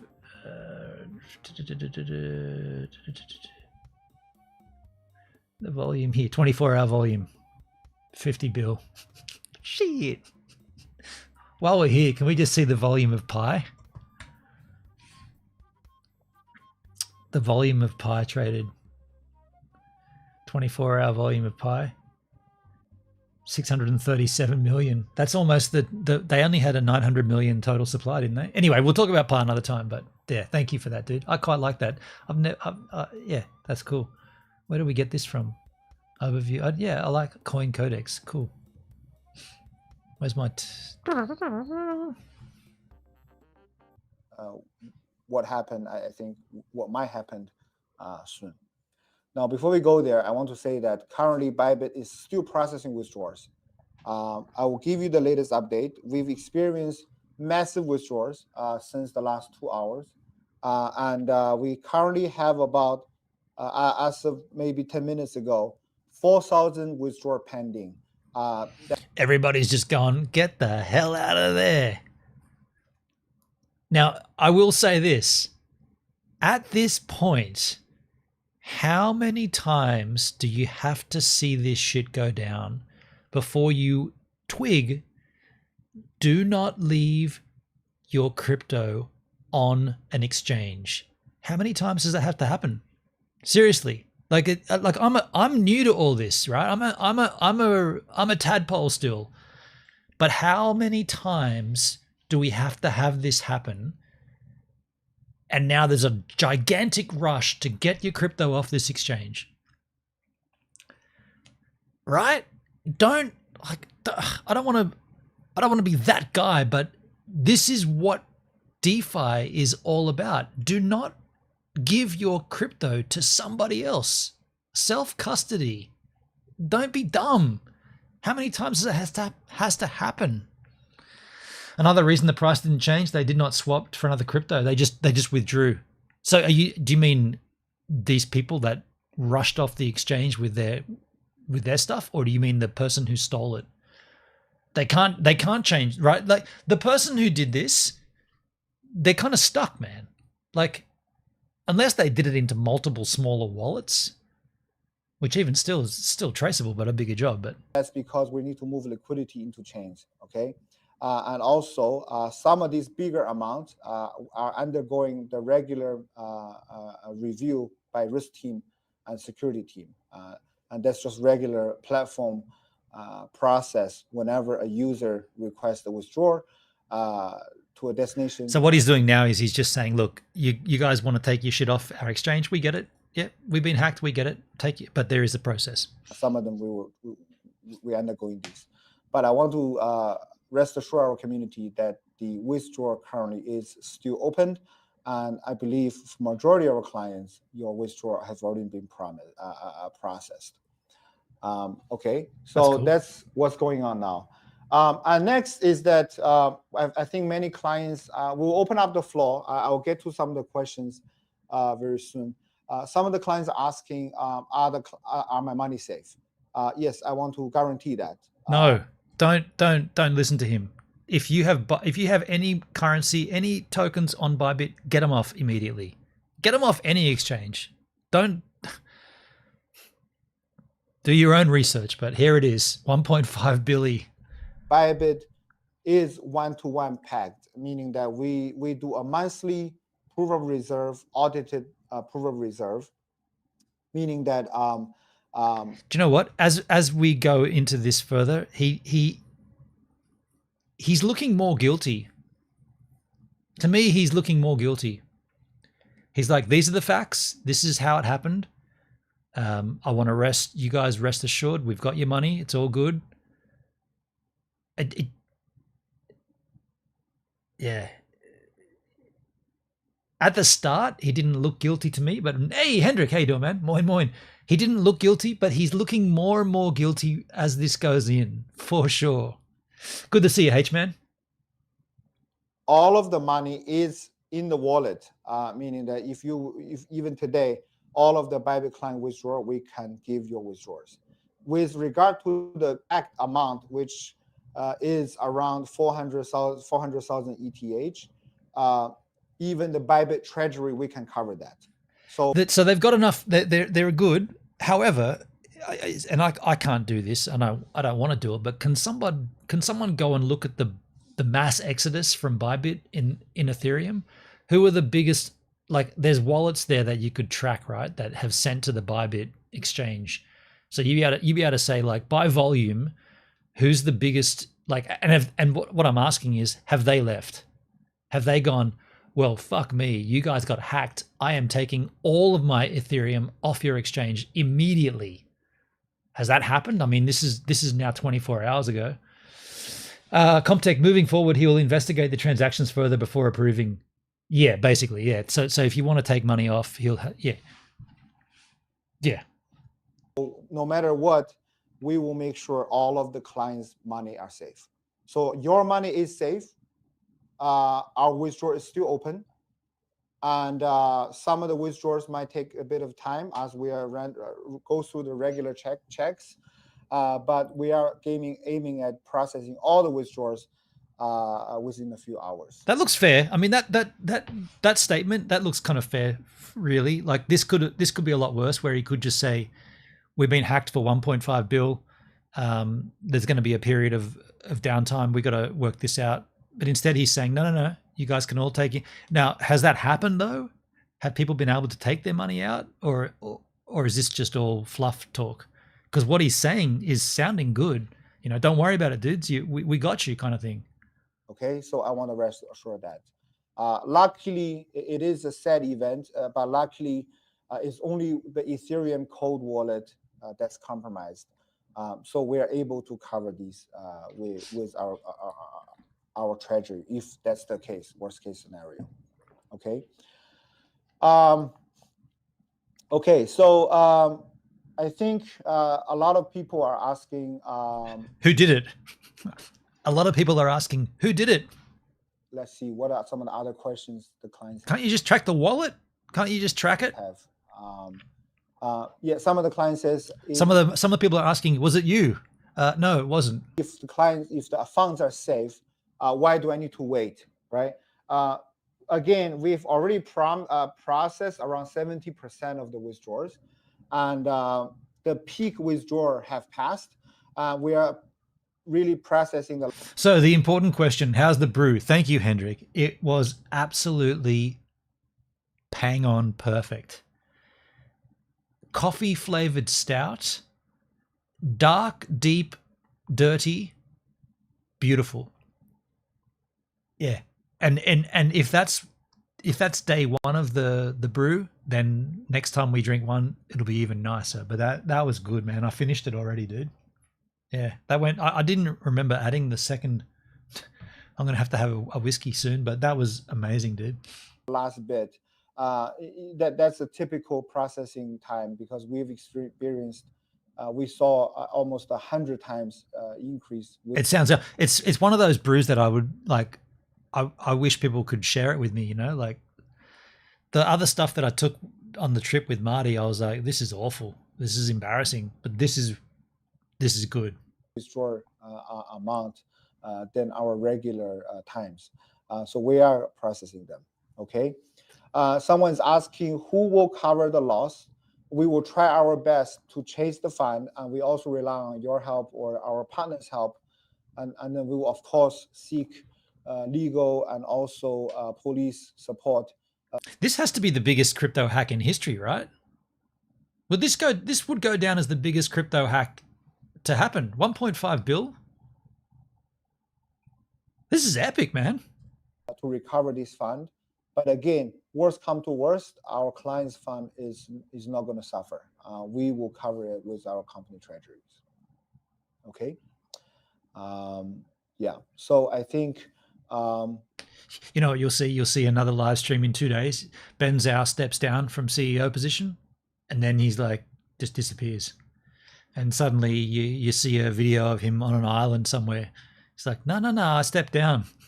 These are some of the biggest questions that clients have. If your withdrawals are still on the way or under reviewing, please give us some time. We will get to your withdrawals basically within the hours. Okay. You know what? It sounds interesting that he's saying that there is a process for withdrawals. Is that process the same process that always takes place?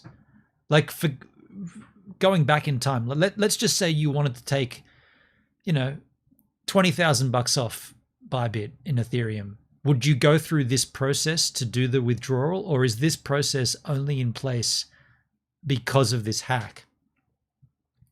If he's saying that they're not solvent, they've got the funds to cover it, why would it be a different process to withdraw? It should just be a case of, it looks like he's saying that all withdrawals are now considered sketchy. Everything that's happening on our exchange now could be a second attack. Do you know what I mean? Like withdrawing funds from an exchange, do you normally have to walk through this process, or is this just in place because of this situation? I'd be heated. Right on, everyone. And all of the clients' withdrawals, we will. Are they? Do you think that they're manually processing every transaction now? Processed. Okay. It is an unfortunate event, but we are also seeing that a lot of the clients and our partners from all over the world are reaching out to me and my team, offer help. So thank you so much for all these kind gestures and all your help. And if we need your help, we will reach out for sure. Okay. In terms of the stolen amount, we do need the security team globally, if you can help us to track the ongoing, where the fund are going, where the fund is being flowing. That should be pretty straightforward to follow, right? Everyone, like, how can you expect the person to trust your process to withdraw their funds when your process for your company funds failed, right? Yeah, I mean, yeah, it's going to be a long road back for these guys, for sure. And maybe we can find a way eventually to track them down, or it goes to a centralized exchange that can help us to locate these stolen funds. No way. Imagine they took 1.5 billion of Ethereum and dumped it on CoinMarket, and he's like, wait, did that just go, where is it? Right there. And they're not, it's going to be sent to a Monero wallet, surely, right? It's going to go to like an anonymous Monero style sleuth wallet. That's where it's going. Okay. Yes. So some clients asking, will ByBit buy the missing gap of Ethereum to cover these lost?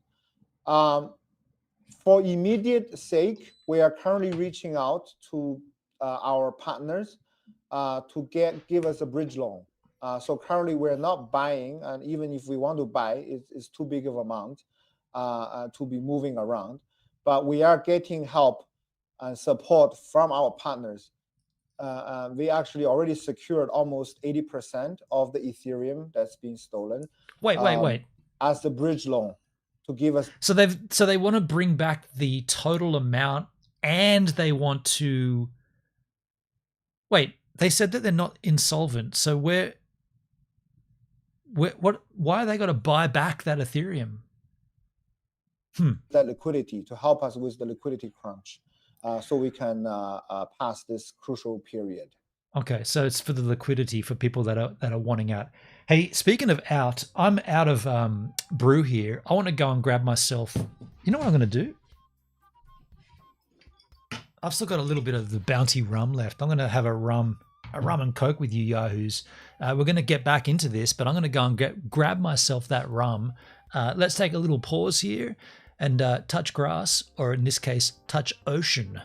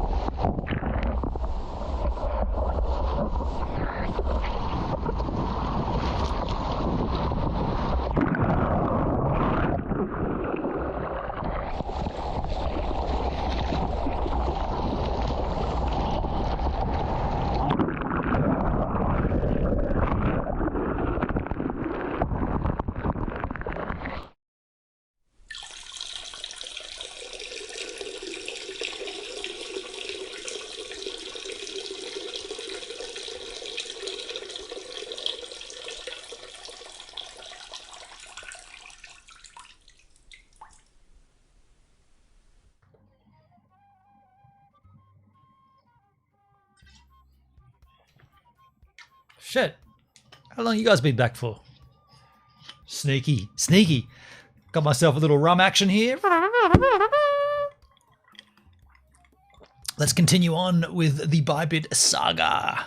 Okay, so we are not buying ETH at the moment. We are relying on a bridge loan from our partners to help us. Okay, so this is some of the ongoing questions. Okay. Thank you, Netskis. Nice waves there. Yeah, it was good fun out there that day. Hopefully soon we get another good day. Solo shot is fixed and back in my presence, and we'll be better angles soon. Does it matter if you withdraw Bitcoin, USDT, or other tokens other than Ethereum? Oh, no, it doesn't matter. Our other tokens are not affected. So even if you withdraw ETH, we are getting a bridge loan to help you to satisfy withdrawal. Rest assured that again, we can cover these stolen amount, and ByBit has always kept 1-to-1 to our clients' asset back to back. So even if we are experiencing a bank run, which we already witnessed in the previous 2 hours, it's not an issue. We have enough tokens to give to the clients for withdrawals. Okay. Okay. All right. So it sounds like there's no reason to be concerned, except that someone stole $1.5 billion worth of funds. Other than that, everything's fine.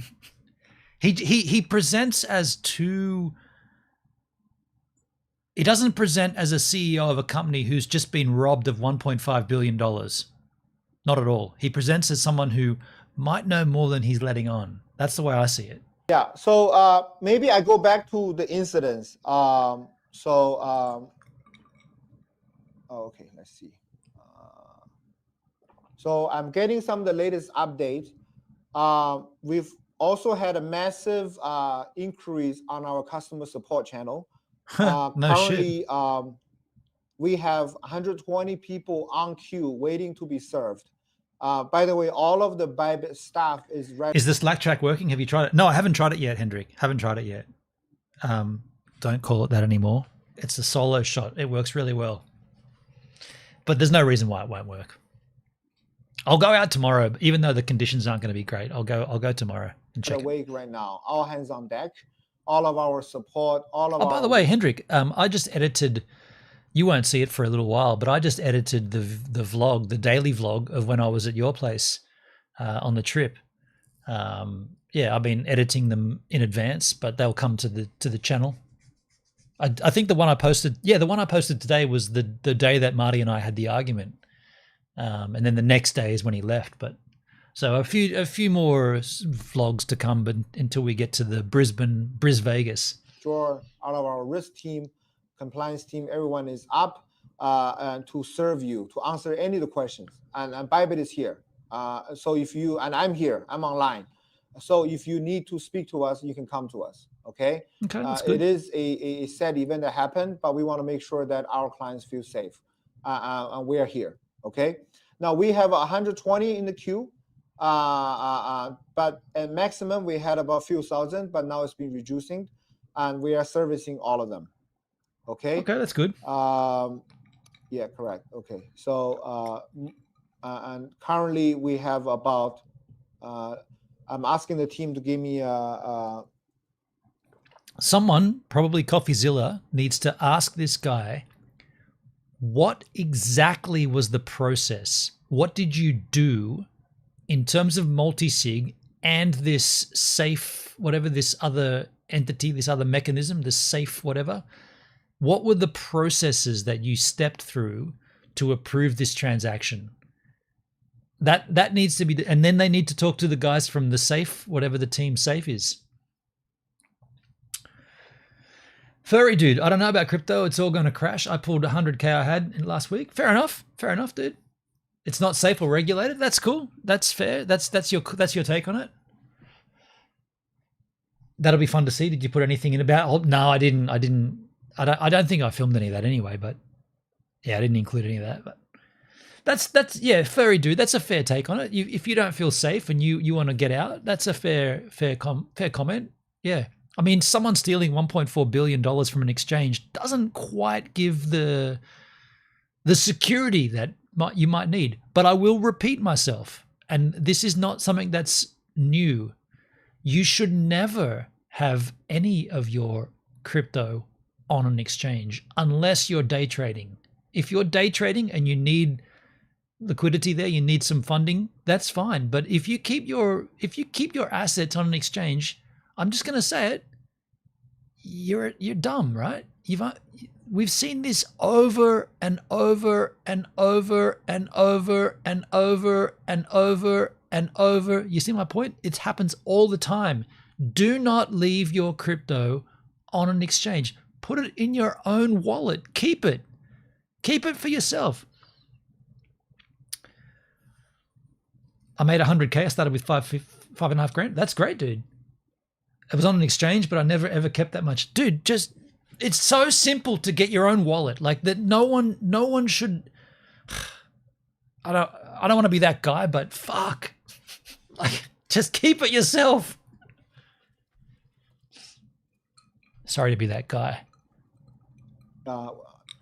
Give me a update on the withdrawal.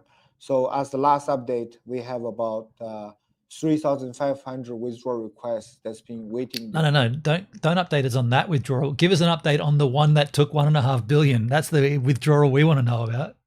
What Jack is that? It's not Jack. This is Bounty Rum. Did I not show it to you? This is Bounty Rum from Fiji. This is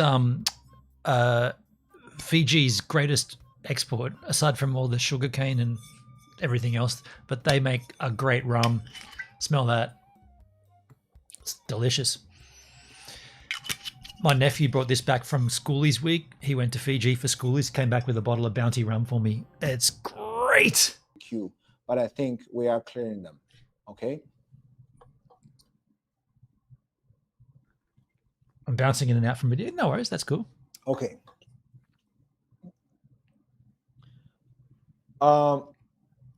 Yes. So we also see some of the withdrawals have been already approved, but through our hot wallet, there's some network congestions. So again, if you have withdrawal requests, please wait patiently. We'll get to you within a few hours, basically. Okay. I don't get this withdrawal request process. Like whenever I've withdrawn from an exchange after I've made a purchase, it's the network that's the congestion, right? It's the network processing time. Why is the exchange giving you this extra step that you've got to run through?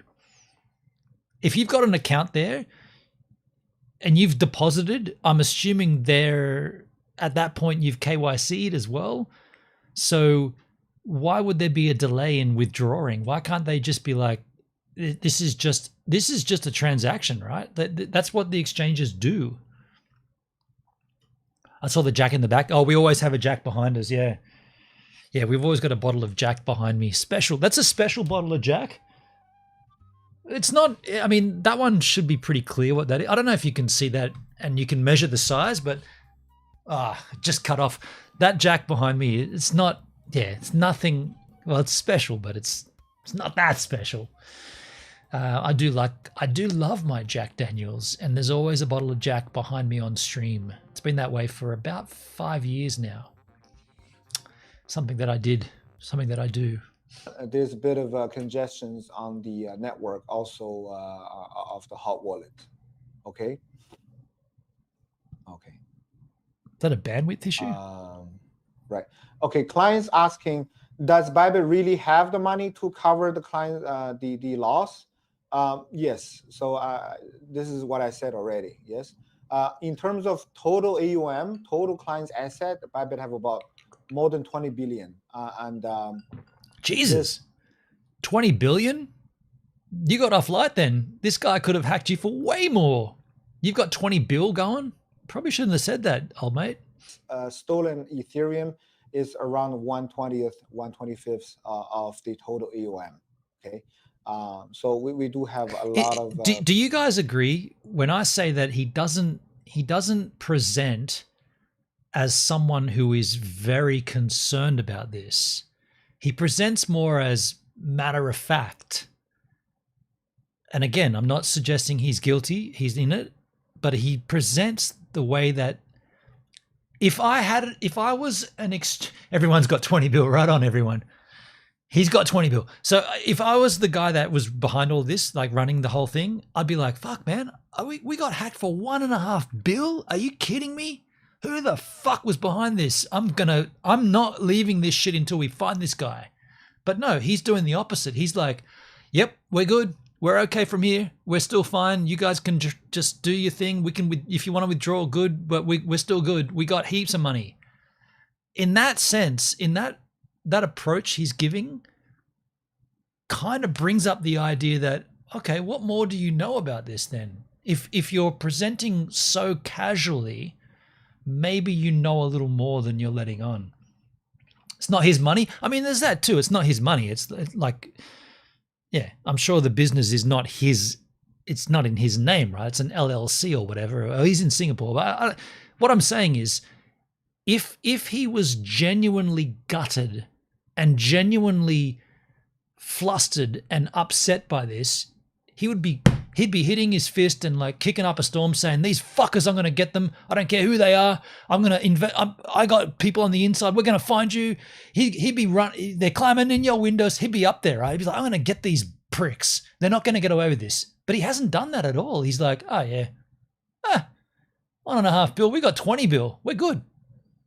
So the feeling I'm getting is there's something that's not exactly on board here. Something's off.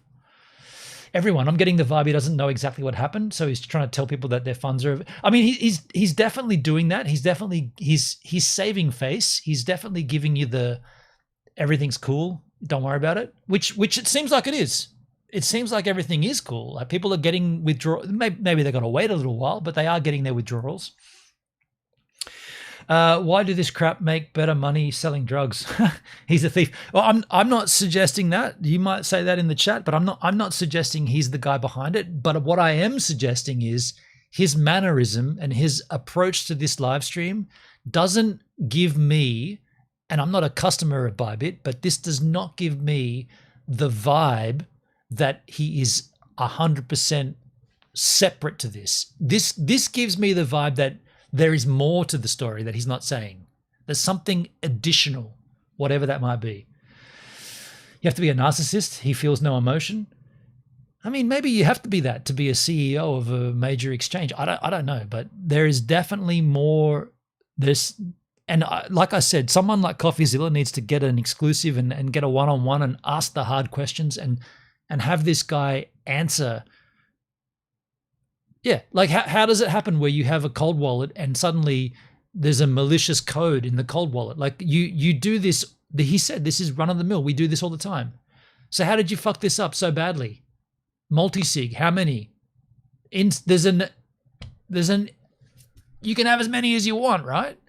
Many signatures on the one transaction. So you're the last guy. So how did this get through all of those processes, all the people that had to sign off on this, and you're the last person, and you notice something's a bit weird and you still signed it? Fuck, dude. Nah, there's something more to this. It's like Sam Bankman-Fried. That's the guy you're thinking of. Yeah. I'll tell you right now, nobody who makes this much money in any way is a good person. I don't know if you can. Okay, well, you can say that. I don't agree with that, but you can say that. Clients and yeah. And currently, our security team is also running through all of the other cold wallet to make sure that it's not affected.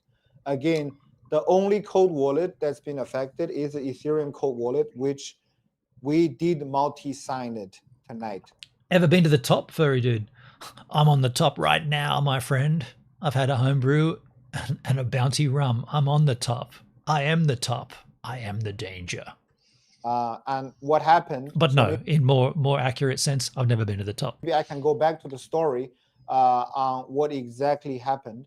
At least from the latest update that I have gotten, is that Wait. He's going to retell the story, and he's telling it from an update he's gotten. You're the guy at the top, dude. You're the last dude on the multi-sig. You don't need updates. You're the guy that signed off on this shit. What do you need an update for? You're the dude that said, yep, everything looks good here. I'll approve that transaction. And the transaction, let's not forget, was only for about $30,000. But what he was actually doing was giving the person, the other entity, access to that entire cold wallet to drain the thing. Something doesn't add up here, dudes. Coffeezilla? Can you point it out? Like, I need a chart. I need you to display it graphically so that dum-dums like me can work it out.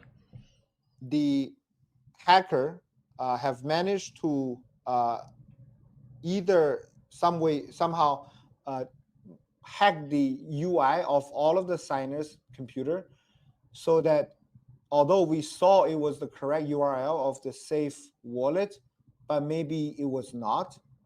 Or it could be, I'm just saying all the possibilities. I'm not accusing anything. It could be that the safe server was hacked, so it was sending this, but we don't know. We don't know. We are Okay. So you get a cold wallet. This is my air conditioning. Let me just get off there. This is an air conditioning control unit. It's a cold wallet. It's not attached to the internet. It's also cold because it's doing the AC. So this device needs to connect to the internet to then send funds that are on here into a hot wallet. The hot wallet being my phone, which is connected to the internet. Cold, hot. Funds here need to go here. Why do they need to go here? They need to go out to the customers. So there's X amount of dollars on here in funding. In this case, it's an Ethereum wallet, a cold wallet full of Ethereum. This guy wants to make a transaction to take a certain percentage. He said about $30,000 worth from here to here. To do that, I've never had a cold wallet. I don't know, but I'm assuming there's some kind of code that needs to be injected, needs to open up a program, sending the information, connecting to the internet, sending the information. It sounds like that goes through another process or another entity called Safe. And so Safe takes this information via a secure URL and then transacts from the cold wallet through the gloriousness of the internet and dumps it onto the hot wallet. So what he's now saying is that in that process, there is a phony URL. So someone has injected an override, let's say. I'm not using the right phrasing, but someone has maliciously inserted something into that code that instead of going to the safe website, it goes to the unsafe website. And that's where the transaction has gone belly up. But the point is, he said he said at the very beginning of this stream that this is a process that's very, very standard. They do this all the time. This situation from cold wallet to hot wallet, run of the mill, right? It's done all the time. So, and multiple people have to approve of it before it gets from here to this safe URL and then into the hot wallet. Multiple people have to approve that. And he's the last one to approve it. So when he sees this transaction run-of-the-mill style, nothing is untoward. No, that's not what he said. He said he saw, oh, there's some weird code there. It was all a little bit weird. I'd never seen it before. Yet he still approved it. That's where the issue is, right? When he acknowledges that the thing between here and here, which is this safe thing, when he says that he saw something weird, a lot of code, yet he still went ahead with it, that's where the problem is. Unless I'm getting it wrong, that's how I understand it. actually working very closely with the safe team to uncover what happened, okay? And the latest update I got was that... Because why would a CEO of a business approve something that he didn't understand? If this is the thing that they do all the time, why would he tick off on it, say, yep, that's good to go, when he looked at it and thought, I don't know what that is? Momentary lapse of reason? Momentary decision-making blur? It's almost safe to say most CEOs don't understand the process of the call. I mean, maybe. He's a crook like Hillary. Okay, well, I don't want to get too political, but okay, maybe. Safe is also pausing their side of servicing. Oh, wow. To check what exactly happened. So we are Comtech, he may have depended on the other signatures to do a deep verification instead of him not knowing. Yeah, okay. That's a good point. And I got to plead ignorance. I don't know with multi-sig, are they all equal value? Like, is every signature an equal percentage to make up the entire, like, I don't know, like, let's just say the whole signature needs to be 100%. Does that mean every person has an equal weighting in that signature, or are some signees worth more? But that's a good point. You're USA based. Me furry dude, or are you talking to Comtech? I'm in Australia, dude. I'm not USA. I'm in Australia. I believe ByBit's in Singapore. Yeah, I don't know. Like, I don't know how it works, but it's just something. It's his business, dude. He's the CEO. Both sides. But from hey, I'm gonna keep listening, but I got to take a quick slash. But I'm gonna keep playing it, but just be AFK for a sec. Our side, we saw the correct UI, we saw the correct address, and then we signed it, right? So it could be all of the signers PC were hacked, and then the UI was completely staged.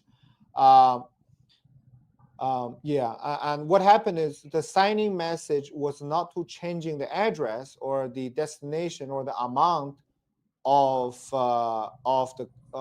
this specific transfer that we approved.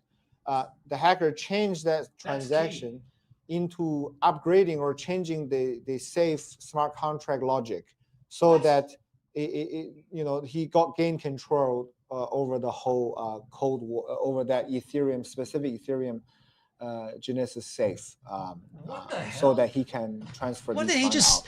Hold on. What did he just say? Go back. He said, because I was touching my pecker.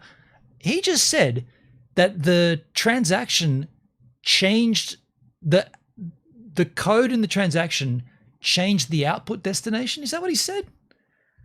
So it was a UI trick. It's like when they do those Indian phone tele scammers where they make you buy an Amazon gift card or whatever, but they changed the bank statement. They just Photoshop it and pretend it's like a real. So that's what they said, that the UI changed. But then he said that the code in the output changed. Did I hear that right? Yeah, and what happened is the signing message was not to changing the address or the destination or the amount. So the signing address in the contract, what you're signing off on, didn't change the output address. That's right. He said that. And what happened is the signing message was not to changing the address or the destination or the amount of this specific transfer that we approved. The hacker changed that transaction into upgrading or changing the safe smart contract logic, so that. Holy shit. So you sign a transaction to send tokens from one place to another place, but instead of that happening, someone has hacked. He's saying the wallet's been hacked then. The cold wallet's been hacked. If the signature, if what you're co-signing inside the wallet is not doing what it says, that means the wallet's been hacked. Fuck me. The hell? Did I get that right? Is that what he's saying? He's saying the wallet itself has hacked? The amount of this specific transfer that we approved. The hacker changed that transaction into upgrading or changing the safe smart contract logic, so that. The safe smart contract, so not the wallet. So the cold wallet's clear. It goes into this middleman step. And they changed that contract to do something different. Fuck. So that means that it's not ByBit that's been hacked. It's Safe that's been hacked. Comtech, I'm not so sure. I believe all signers need to agree to the transaction. But equally agree, or is it weighted? I have a friend who could get printed money. You can do anything these days. Yeah. Yeah. He gained control over the whole code war, over that Ethereum, specific Ethereum Genesis safe. At this point, it sounds like Ben Zhao is pointing the blame at the safe, whatever this safe middleman is, because he's saying that we were in due process. We do this all the time. Multi-sig is no different. We do this. This is our business. We do this all the time. So we were sending a transaction. It wasn't that amount. It wasn't an amount that's that major. It was $30,000 worth. We do this multiple times. It's normal. We all sign off on it. I was the final signature. I said, I see something weird in the code, but everybody else said yes. I'll say yes. He says yes. It then moves on to this safe protocol, whatever this middle step is.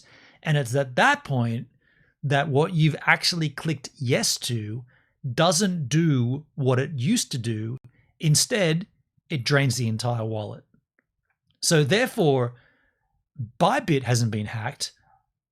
Safe has been hacked. Comtech, that is similar to the scam I came across. The transaction looked correct, but the code did the opposite of what the contract showed. Right.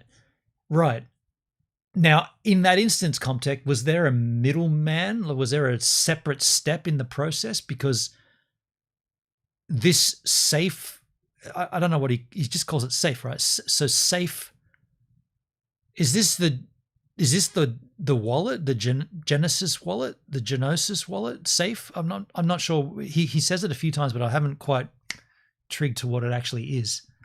So that he can transfer these funds out. So that's our current understanding.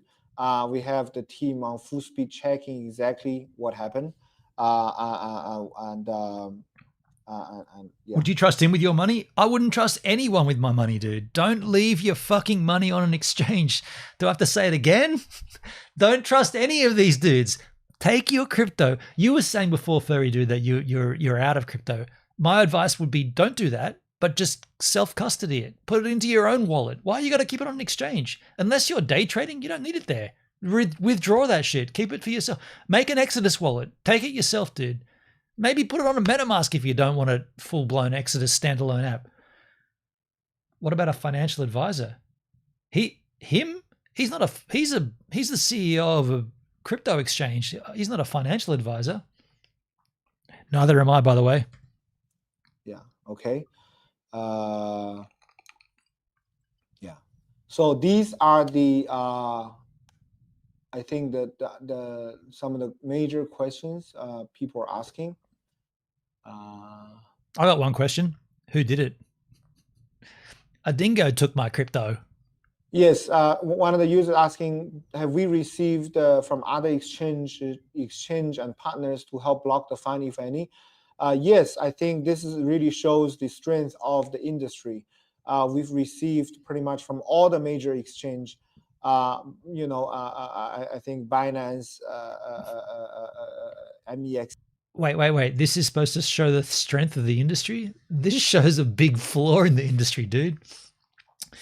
Comtech, it wanted me to provide my wallet address to receive the crypto, but the code said withdraw that much TRX. That would have been great. I hope you got a screenshot of that, dude. That's a great one to just be like, yo, Justin Sun, look what's going on in your platform here, dude. This thing's a sham. Well, by the way, Comtech, do you remember what was that purple website we were looking at? The liquidity providing stuff? Well, I can't remember the name of it.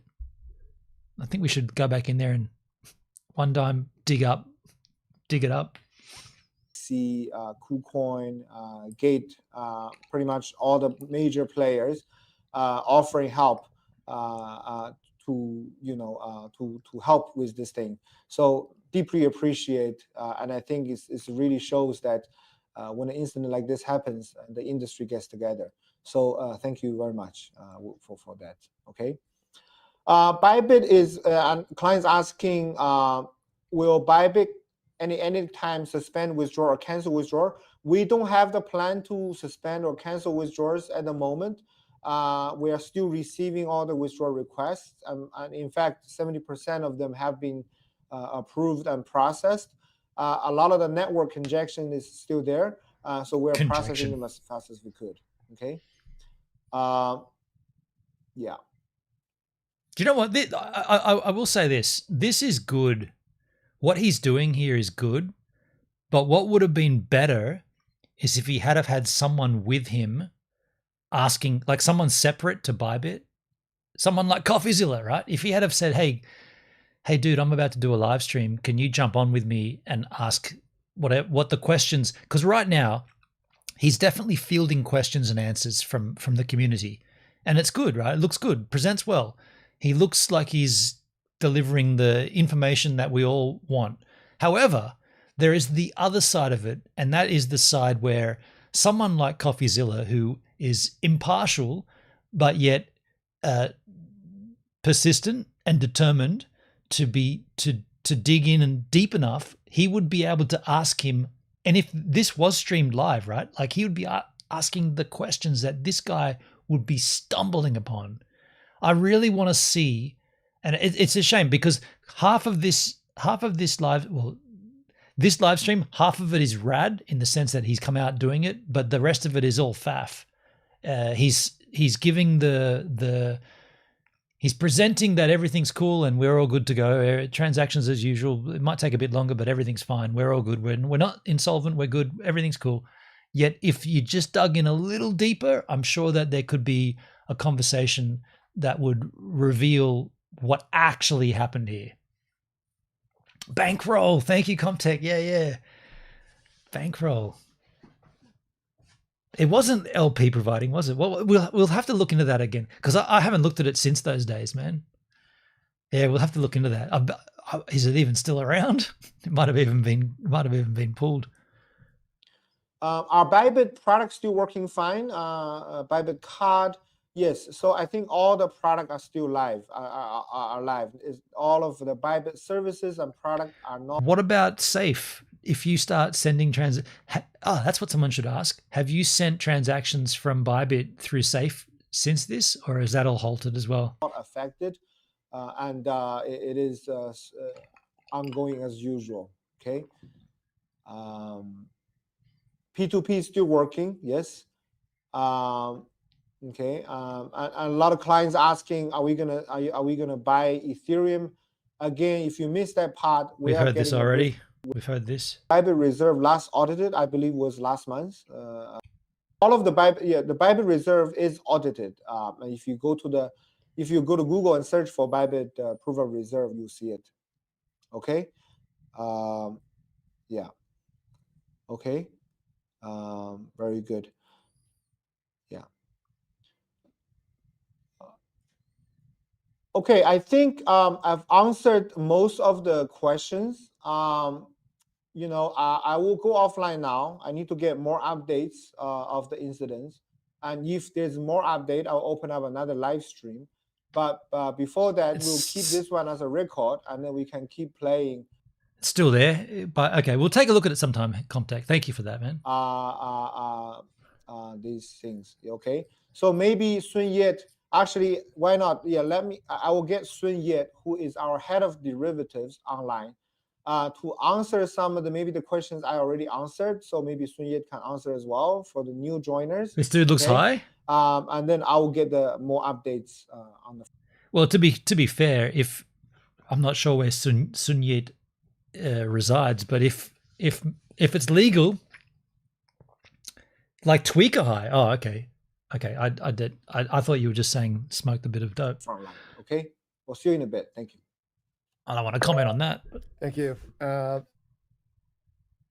Ben's going to be busy. We're going to make some decisions on, and right now I think there's been a few questions that have been asked, and I'll try to answer them as I know. I think we discovered this about 2 hours ago. Okay, so this is intriguing. I wasn't going to watch this, but if this guy's going to give us any additional info, I think we should watch it. It affected our Ethereum cold wallet, so those assets have been taken. Some people have asked, why is the cold wallet? We're still investigating, and one of the things I think we always want to. He's super nervous. This guy's accent is unexpected. I mean, look, he's probably like, you know, a dev, right? Like a tech head of derivatives and institutions. He's nervous as shit, and he should be, because something went down and on his watch. I wonder if he's one of the multi-sigs. I keep making clear is that, you know, our treasury can cover all the funds lost. So that's not going to be an issue. I think the other thing a lot of people are asking is, you know, why are my withdrawals blocked? Why is it taking so long? Yeah. So I'm going to be honest here. You know, whenever someone says something like that, I'm going to be honest here. Why would they say that? So you've been dishonest up until now, and now you're going to be honest? Like, why do they do that? I'm going to tell the truth now. It's like a big tell, right? Like, I'm going to tell you that I'm going to be honest with you. So every other thing you've said is dishonest? Fuck, why do they do that? Is it taking so long? So I'm going to be honest here. You know, it's 100 times where you're getting through, and, you know, working through them. It is becoming a manual approval process for some of it, and we're prioritizing, I think, our retail clients, and then VIP clients, and then institutions. So it is. So the regular punter gets looked after last. So if you're a Jojo nobody, you're getting fucked, or not get you're at the bottom of the pile. Going through, and you could see that on the chain. I think, let's see what other questions we have. You know, and I think Ben mentioned that it will be 1 for 1. There is people have been asking the body language. Hendrik, I don't know, dude. I don't know. Like, I mean, someone's just stolen 1.5 billion from these guys.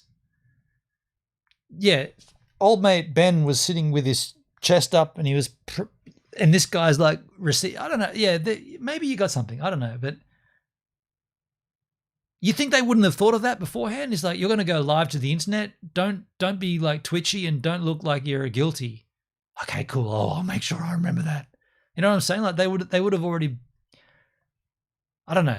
I that seems too easy to get them on body language. But fair point. Asking about, you know, will we be buying back the Ethereum that was stolen? So right now, I think we've already heard Ben talk about this, dude. Give us some new info. So please patient there. Do we have any clue where the hack came from? I think we're still investigating, and we're finding out. If we get any more information, I'll try to alert the group. He's probably passing bricks. He's probably shitting bricks right on Comtech. Yeah. Let's see. What measures are you taking to prevent this from happening again? I think, you know, we don't want to say this, but other exchanges have been hacked in the past. Oh, therefore it's okay. It's not us, it's them. That was a bad answer, dude. Shouldn't yet. You shouldn't yet have said that. You shouldn't yet have said that. We don't want to say this, but we don't want to say this, but we will. Then if you don't want to say it, don't say it. You know, if your brain is telling you, we don't want to say this, but I'm going to anyway, you probably should not say it, right? Prevent this from happening again. I think, you know, we don't want to say this, but other exchanges have been hacked in the past. You know, we actually. And look what happened to Sam Bankman-Fried, dude. If that's where you're going with this. Look at the transactions carefully. Dude, Comtech, right on, man. It's all blockchain, right? The proof is in the chain. We can just go and check where the transactions went. And I don't want to be the guy to do that, because I'm not very smart with that shit. But I'm waiting for someone, like I said, more likely than not, CoffeeZilla. He'll bring out a video where he does all that and be like, there it is, dude. You guys are the guilty fucks. It's right there. At this stage, what a godsend that we've been given these live stream to dissect, because this is all breaking, right? This is all very recent.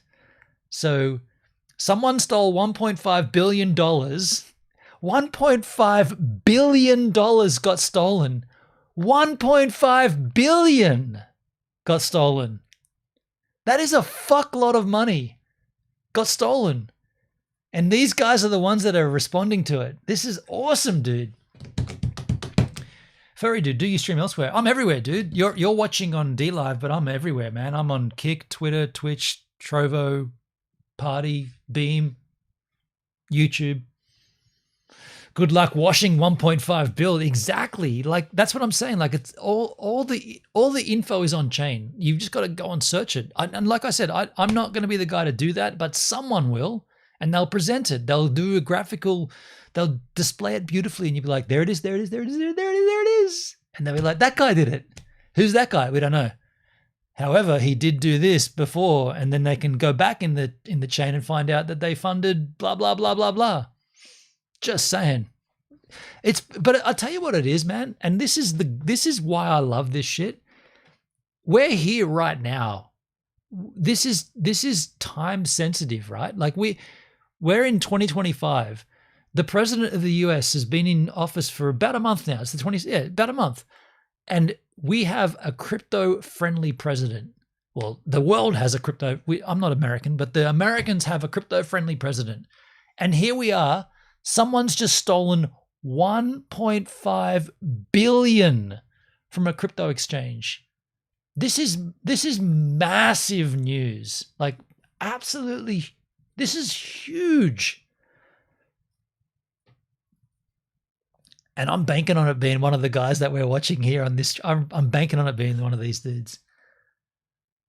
They should have slipped an ink bomb in the bundle. The procedure internally quite sophisticated, and we're following the most, I guess, common secure internal practice. I think we're going to have a big internal review later to see what actually happened, and of course, we're working with our security partner to find out what happened.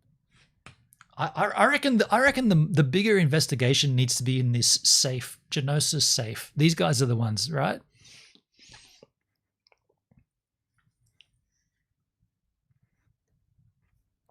So I think there's been a lot of questions. There are some products that are ByBit and that are sort of exclusive to ByBit. I do. Some people have asked, things have depegged and then they've come back. Our market makers have come back. I think one of our products is very popular, BB Soul, depegged, and now market makers have come back. I think there's other product partners that have come back, and the market makers are coming back. He doesn't. Yeah. I mean, let's see. And I think there's questions that keep asking about, is ByBit backed 1-to-1? Right now, your assets are safe. Okay, we've already heard this, but Comtech, how is it the head was the only one to notice the code? He mentioned he thought it was strange. He did. Yeah, that's a tell. That's a tell. The CEO, Ben Zhao, he did say, I noticed unusual code. Yet he still signed it. I mean, shit. Like, we've heard all this before about your funds are safe. To cover the ETH exposure. We've heard course that. Of action, because there is a possibility that we can recover some of the assets. This guy's obviously got a twitch. I don't think we should look too deeply into his body persona here. Like he this is huge. You don't know what time of the night this was when this popped off for these guys, and I don't think it's fair to sort of. You shouldn't be saying this guy's whatever, guilty or not or whatever, because of his body language. I mean, he's obviously super nervous. Someone stole 1.5 billion. So yeah, whether he's got inside, whatever, but I don't think, give him a break here. And many of our partners at other exchanges. And I think at times like this, I'm actually quite happy I'm in this industry. All of my, counterparts at other exchanges are very understanding. And they've all gave it, words like, hey, you'll get through this. This has happened before. We support ByBit. You can't use this angle of it. It's happened before, therefore it's fine. I mean, it's coping method, but good exchange. And a lot of our employees are all very supportive, and we believe we'll get through this as a matter of time. And I think just please be patient. I'm going to have another rum, but I've got to go and get more. I've got to leave you guys. I've got to go. I'm going to have another rum. I've got to get some more ice. I'll take this. I don't want to leave you with nothing, but I'll just take this back a bit. So you guys can watch him stumble and stutter on his words. And that way I can go and get myself another rum, or at least more ice. And I'll be back in a second. I'll Surely. try to answer them as I know. Where's my I think we discovered this about 2 hours ago. It affected our back in tech. Ethereum cold wallet. So those Overclass. assets have been taken. Some people have asked, why is the cold wallet? We're still investigating. And one of the things I think we always want to keep making clear is that our treasury can cover all the funds lost. So that's not going to be an issue. I think the other thing a lot of people are asking is, why are my withdrawals blocked? Why is it taking so long? So I'm going to be honest here. It's 100 times where you're getting through, and working through them. It is becoming a manual approval process for some of it, and we're prioritizing, I think, our retail clients, and then VIP clients, and then institutions. So it is going through, and you could see that in the chain. I think let's see what other questions we have. And I think Ben mentioned that it will be 1-for-1. There is people have been asking about, will we be buying back the Ethereum that was stolen? So right now, I think we're working with our partners to get a bridge loan, and then we're gonna, once we get enough, we'll potentially open up that ability to withdraw Ethereum. Right now, that is not available. So you cannot withdraw with Ethereum from our system right now. So please patient there. Do we have any clue where the hack came from? I think we're still investigating, and we're finding out. If we get any more information, I'll try to alert the group. Let's see. What measures are you taking to prevent this from happening again? All right. I think, we don't want to say this, but other exchanges have been hacked in the Good past. timing. We actually, I think, have made the procedure internally quite sophisticated, and we're, following the most, I guess, common secure internal practice. I think we're going to have a big internal review later to see what actually happened. And of course, we're working with our security partner to find out what happened. What about with the safe guys? So I think there's been a lot of questions out there. There are some products that are ByBit, and that are sort of exclusive to ByBit. Okay, we heard all this. Some people have asked, Hey, things have. Comtech, I'm looking at you directly, but does anybody in the chat know about Genosis Safe? Like, how easy it is? How easy would it be to hack Genosis Safe? We've heard all this from this guy. We'll just skip forward a bit. Times like this, supportive, and we believe we'll get through this as a matter of time. And I think just please be patient. Please be patient. That's fair. That's a fair comment. Easy. It's easy, Fuzzy Dude. You're aware of Genosis Safe? Because that seems like where the issue lies.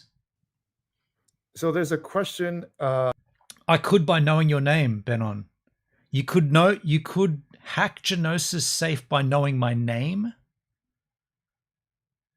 Okay, I'm not sure what that means, but okay. The size of ByBit's treasury. I think, though this is honest, is that so the treasury part of it is what is an insurance fund, and then there's a lot of assets that's I think the proper answer is owned by the partners in the firm, and they keep all their assets in the firm. I'm not sure how we're gonna. If I was involved, but what do you mean? Like that doesn't help me. Like what? Genosis Safe. It's a mechanism that interacts between cold and hot wallets, is what I understand. So how easy or what is the most right? Comtech, thank you. Safe is the most trusted platform to manage digital assets on Gnosis Wallet. Right. The web says. Okay, thank you for thank you for doing that. I could have done it, but I appreciate you doing that. Interesting. So the problem lies there, right? Surely. Decide, but the treasury does cover for it, and by a big margin. I mean, ByBit has been around for many years, and we do have enough retained earnings to take care of this. The way that they keep saying that, that's like almost a tell where they keep saying we're good, we're good, we're good. It's like we knew we were good, so therefore we could rob ourselves. Just saying, right? Like that could be an angle. That could be an angle worth investigating. So I think we do have some institutional clients asking about price differences versus other exchanges. I think this is quite common when withdrawals are, delayed. The pricing is harder for people who do sort of cross exchange arb. So usually we rely on our, market making partners. Sorry, furry dude. Gnosis Safe, like all smart contracts, can contain vulnerabilities or be the target of different attacks. Okay. To make sure the prices are always the same across Code exchanges. is law, though. And right now, because of the withdrawals, some of the things have to be manually done. So we apologize, but prices will be slightly different from other exchanges for the time being. That's probably less true for the derivatives because a lot of that is based on the code is immutable. Okay, so smart Gnosis Safe is a smart contract, so therefore it's immutable. It's unchangeable. So is that wrong to say that the issue lies in the Gnosis smart contract? The issue lies at the cold wallet end. Gnosis uses multi-sig and works on many ecosystems. I think they relied on that system and overlooked the underlying contract code. Are you saying, Comtech, maybe that there was already malicious code written in and it was like dormant until a certain time frame? Right. Interesting.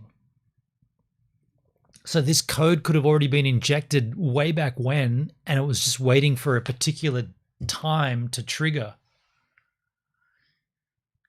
It's possible. Because if the code's immutable, then they can't have gone in and changed it. They must have been there the whole time. Yeah, furry dude. Yeah, no, I understood what you were saying. You got me. Yeah. If the code's immutable, which most smart contracts are, if they've been audited and they're existing, then there must have been dormant triggers inside that code that have existed the whole time. And by the way, at that point, someone will be able to investigate that and learn about it, and they'll be able to go, that's the part of the code that's fucked right there. The person requesting the withdrawal used the code to overdraw. Ooh, but that person was Ben. That was Ben Zhao. The last person, well, in terms of the multi-sig anyway. Index prices elsewhere, but the funding fees will also be slightly different. This gets deeper and deeper. Is there any chance we're getting back the stolen funds? Actually, that's a very quick question. I think the funds that we're taking were actually quite large. So we do feel like, you really can't change that amount of assets very easily. All the liquidity for exchanging assets and for real use will always be on a CEX, right? That's why people come to large exchanges like ByBit. Not anymore, dude. So I think one question is how many users are affected? I mean, to be honest, all of them right now, everyone is affected, right? I think, everybody, anybody that's used us is affected. Bing. You want to play for the jackpot, or are you going to leave right now? Someone needs to clip that shit. I think everybody. All of you dudes that used us, you guys are all affected. Look, that's a golden point in crypto in 2025. So I think one question is how many users are affected? I mean, to be honest, right now, everyone is affected, right? That quote right there is almost as good as in my mind, you've all been scammed. It's not a scam, but you've all been scammed, right? That's gold. So I think one question is how many users are affected? I mean, to be honest, right now, everyone is affected, right? I think Everybody who left their money on an exchange, in this case ByBit, you're all affected. You're all dum-dums. We've told you over and over and over again, do not leave your crypto on an exchange. And here it is. Here it is again. Who's affected? Everybody. That's so good, man. It writes itself, this thing. That's too good. people come to large exchanges like ByBit. So I think one question is how many users are affected? I mean, to be honest, right now, everyone is affected, right? I think, I shouldn't be laughing, but fuck me, man. Like, seriously, how many times does it have to happen? Retail clients who are a little nervous have been able to withdraw their funds, but especially Ethereum holders right now are especially affected because Ethereum might not trade at the most accurate price right now. It's interesting that this was a targeted attack against Ethereum because that's probably where the most gains are happening right now. Like Bitcoin, arguably, the multiples on Bitcoin are not as good as the multiples on Ethereum, right? Ethereum's ramping up and down way more X's than Bitcoin. And so people that have gone in and gone, I'm going to trade the fuck out of Ethereum, I'll put all my money on ByBit. They're like, yeah, nah, you guys are getting done here. We're taking you for a run. I hope someone asks how many signers are on the wallet. I mean, Comtech, great question. And that's what I'm saying. Like someone like CoffeeZilla has to ask that, right? They need to ask that, and they need to get the names of those SIGs. Like, who are the people that said, yes, this transaction is good to go? Who are those people? There has to be names and numbers. We want all of them, right? We want all of them, and then we want to research who they are, where they came from, who they work for, what are their wallets, what wallets they own. That's the shit that's going to get deep here, fully, man. Like, yeah, damn. Thank you for asking that, Comtech. And withdrawing Ethereum right now is going to be difficult. Like I said, we're getting a bridge loan, and we've resolved that. I think there's a question about other chains.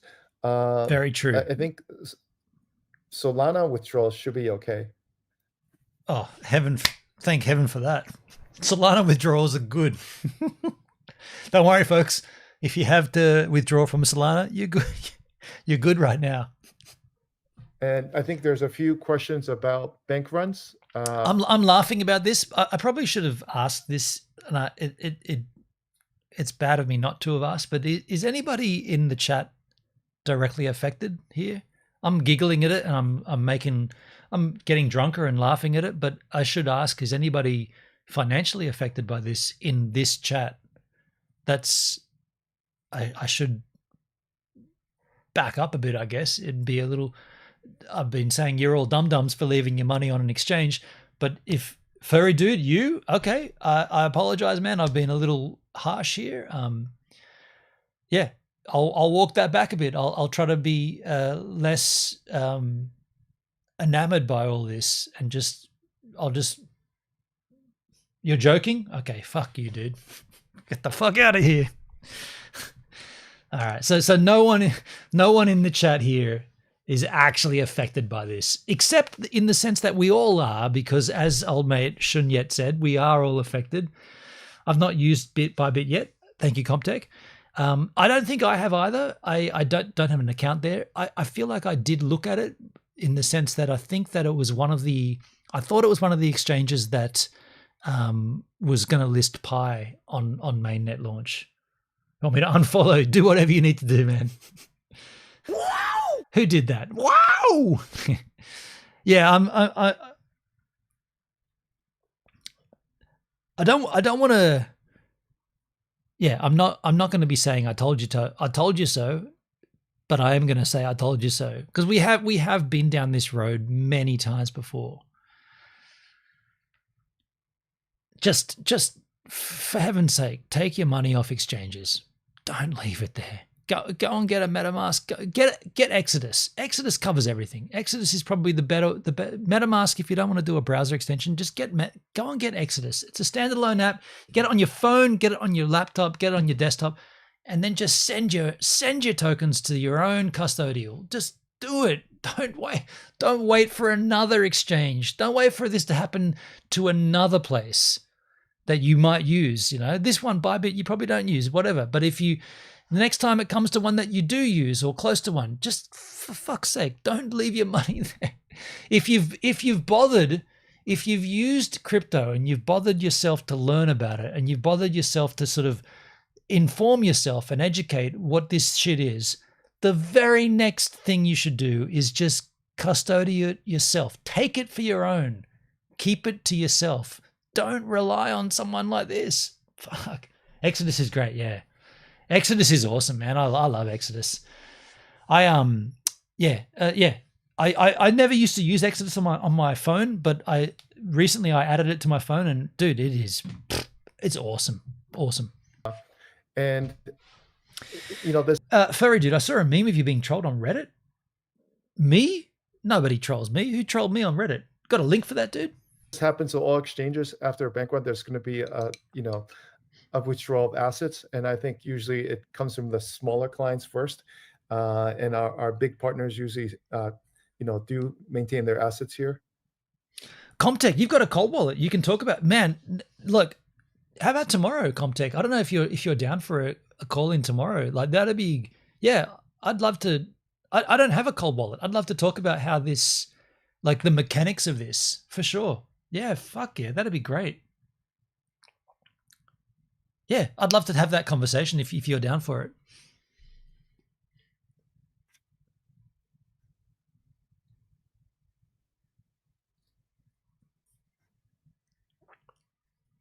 This guy looks he looks like he could be Danish. So I think there's also a question is why do we need a bridge loan?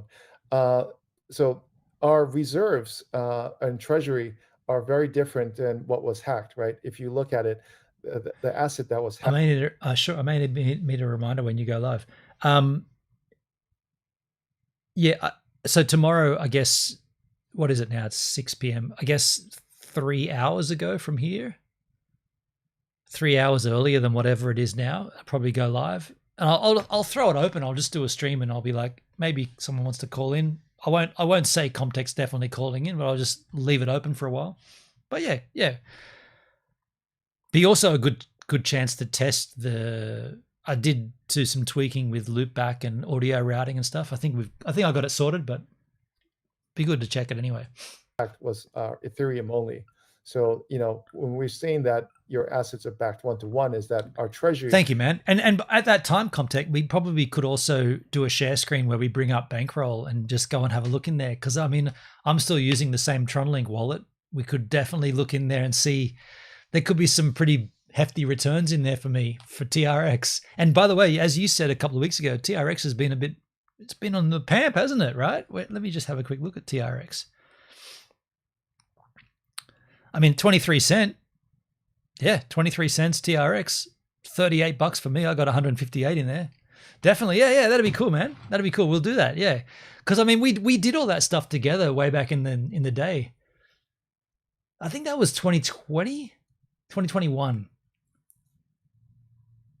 There would definitely be either I'd left stuff in there or I took it all out. I cannot remember. Yeah. Maybe I'll buy some TRX. Who knows? Has more than Justin's son? Are you kidding me? Yeah. That guy. Enough reserves to cover the Ethereum notional amount, but we don't have enough Ethereum right now. So what does that mean? If you're thinking, I see some people on Twitter is like, oh, it used to be 3 cents, now it's 28. Yeah, there you go. By the way, sorry, what he's saying right now is sort of pretty interesting because they were saying that they're not insolvent, they're good, yet they need a loan to cover the Ethereum. Is that what he just said? Are very different than what was hacked. He did say we need a loan to cover the Ethereum.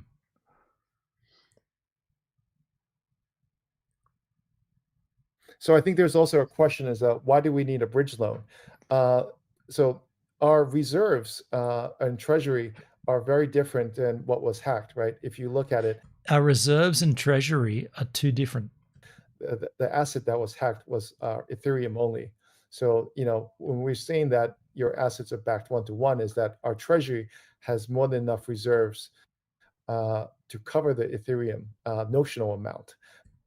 Our treasury has enough to cover the Ethereum one-to-one.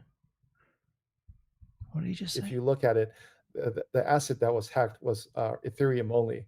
So, when we're saying that your assets are backed one-to-one, is that our treasury has more than enough reserves to cover the Ethereum notional amount. Our treasury has more than enough to cover one-for-one the notional amount of Ethereum. Okay, so... But we don't have enough Ethereum right now. So we don't have enough Ethereum. Am I a dum-dum? Didn't he literally just say they had one-for-one? What? Go back. The fuck did he just say? So I think there's also a question is why do we need a bridge loan? So our reserves and treasury are very... So they got a reserve and they got a treasury. Different than what was hacked. But they're different to what was hacked. So our reserves and treasury are very different than what was hacked, right? Okay, so does that mean that they don't hold Ethereum in a reserve? They just hold cash? He contradicts himself. That's what I thought, Henry Comtech. That's what I thought. I don't know. Sometimes when I hear these kind of like these dudes talk, I'm like, I hear what he said, but it didn't make sense, and therefore I feel like I'm dumb. But didn't he just say they have it backed one-for-one, and then he says they don't have it? Yeah. Our reserves and treasury are very different than what was hacked, right? If you look at it, the asset that was hacked was Ethereum only. Okay, so Ethereum was hacked. We get that. So you have a reserve and a treasury, and you're backing your financial assets.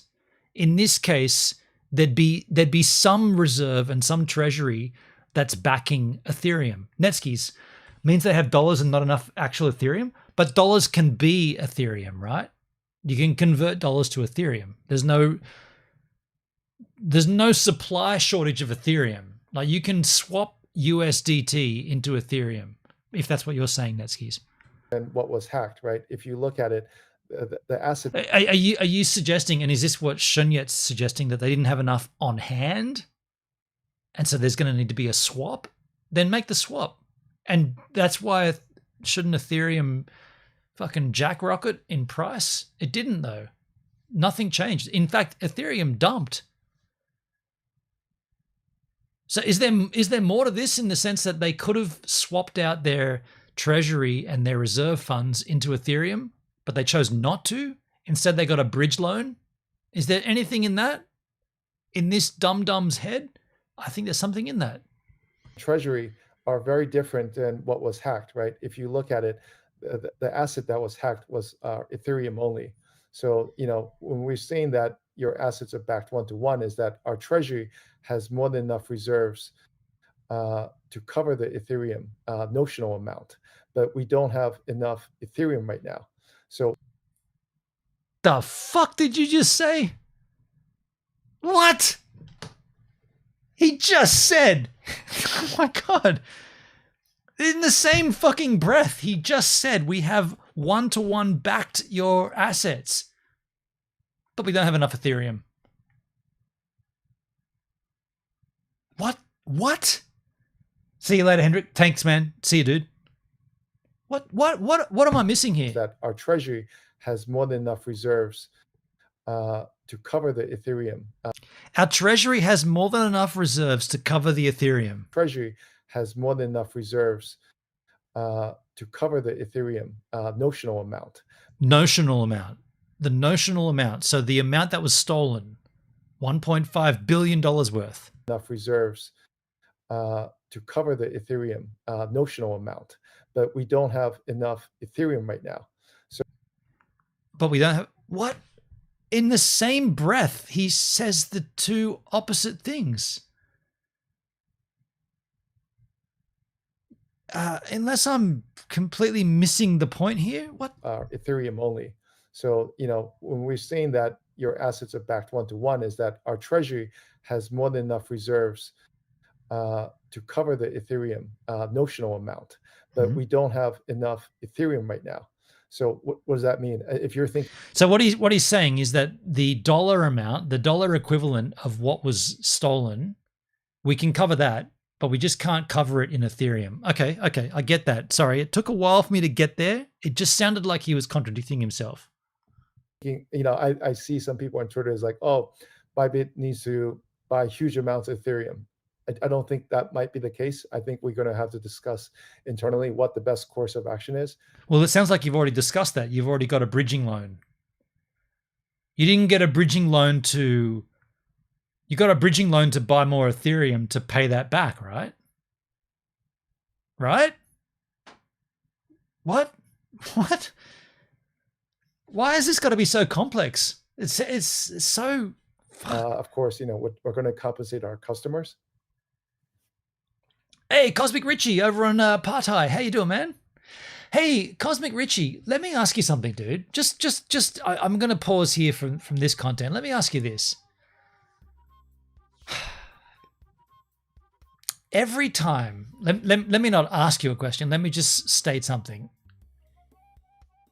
Every time I go live, and it's happened for the last probably four weeks, every time I start my live stream, Partai, as I call it, I know it's party, but I say Partai because it's got the I.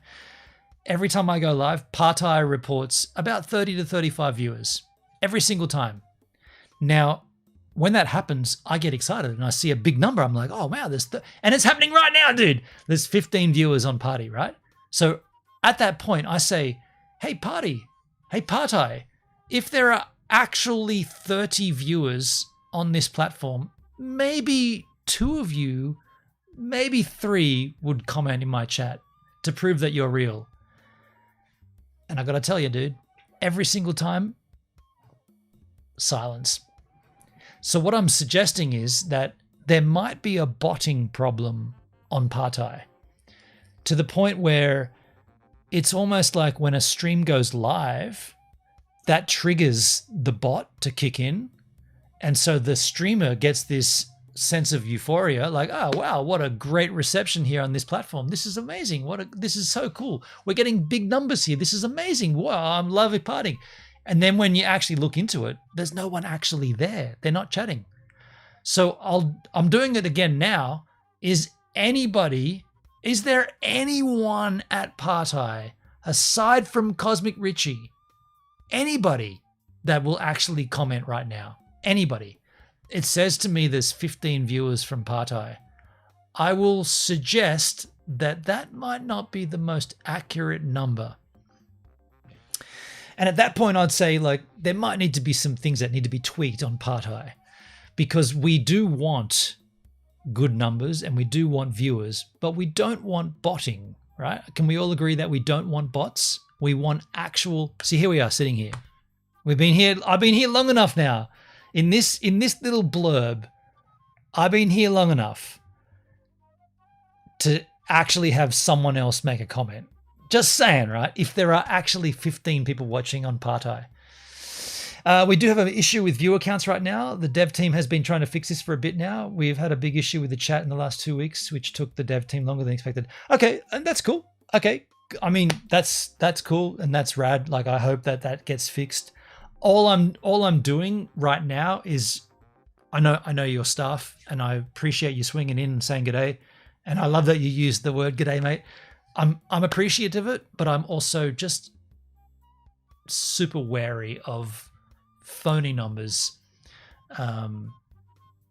for nobody. You know, I'm like, I don't deserve 15. I don't even deserve 15 bots, let alone 15 real viewers on my channel. Let's be clear. So, yeah, I just wanted to make that point, and I'm happy that you came in and acknowledged it. So, we are learning about this ByBit hack. We'll get back into it, but thank you for swinging by, Cosmic. Hope you're doing well, man. G'day, mate. Cheers. And your ByBit card P2P is still working. ByBit card. Okay.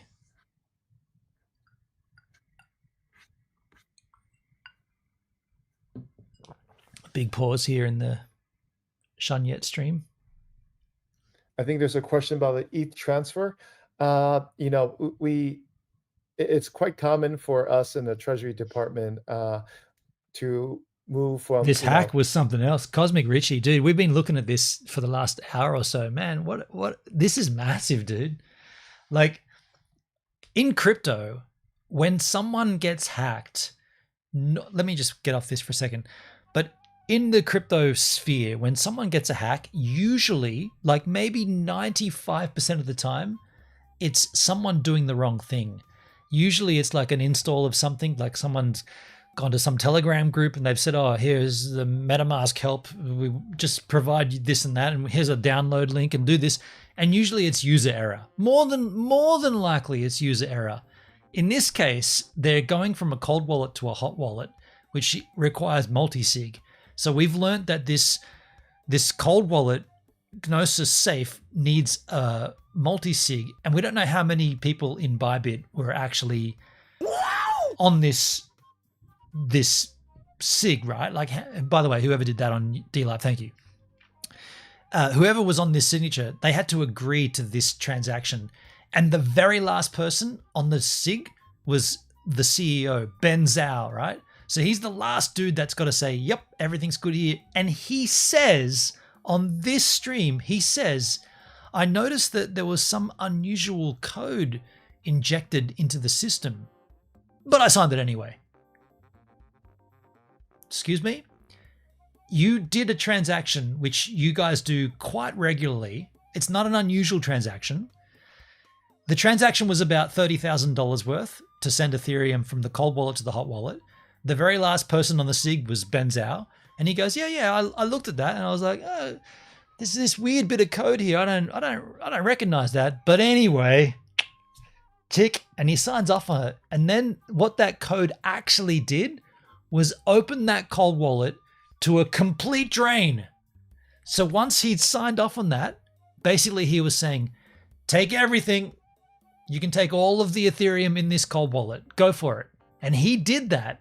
And he did it. And he knew that what he was seeing was awkward or unusual. He says it in this stream that we're watching, which is now transferred to this Sunyet, the head of derivatives. He said, I saw there was something weird in the code, but he still signed off on it. So it seems like they need to install Wallet Guard. What needs to be done here is a step-by-step follow through, probably done by CoffeeZilla. Let's be clear. He'll probably be the guy that does it. Walk through of every single process and identifying where the ball gets dropped. And I speculate that the ball got dropped at Ben Zhao when he signed off on that. I think that's where the ball gets dropped. Now we're hearing from Sunyet, the head of derivatives, and it's not a lot of information here. Are you a natural blonde? Yes, I am. Cold wallet to hot wallet. And I think, our security I'm going to keep listening while I slash. Team is still looking into the incident to see what exactly happened.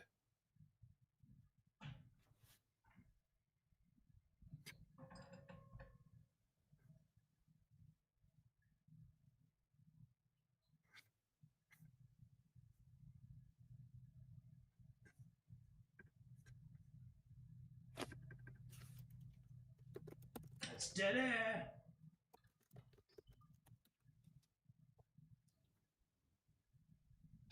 That's a lot of dead air. And I'm going to be stepping away for 2 minutes. I need to approve. He stepped away.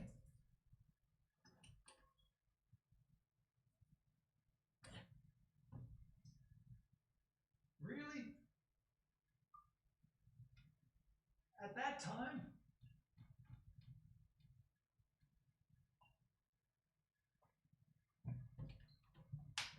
Did he really step away as I stepped away? I went to the bathroom, dude. I got there first, man, and he was already there. Are you kidding me? Back in 2 minutes. So he's been getting information, right?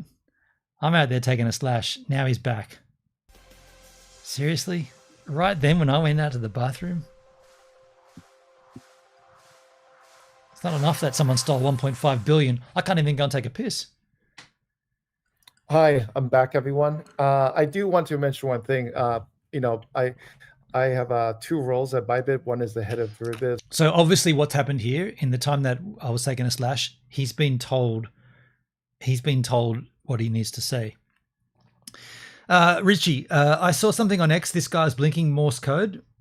Nah, dude. Nah. He's got a Twitch. No, it's not. Nah. No, there's nothing. Nah, come on, man. Come on, dude. That can't be it. No, he's not blinking Morse code. For fuck's sake. I mean, if if that's the case, did someone decipher it and work out what the message was? Because it's one thing to say that's what he's doing, but then what is he actually saying?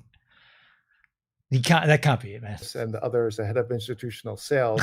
I know we have a lot of institutional clients who are contacting me right now. I'm usually in other groups right now. I'm in the live stream, so it's a little bit more difficult for me to return all your messages. So look, we're only like not even halfway through this. I cannot watch. Oh, okay. He drops off. Dude, he drops off for he drops off for ages. Let's keep watching.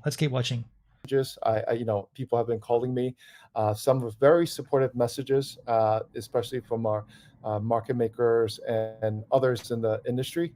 I deeply appreciate that. But if you can, please, contact the associated relationship managers. Hey, sorry, Cosmic Richie, while you're here, dude, if you are still, you're still here, but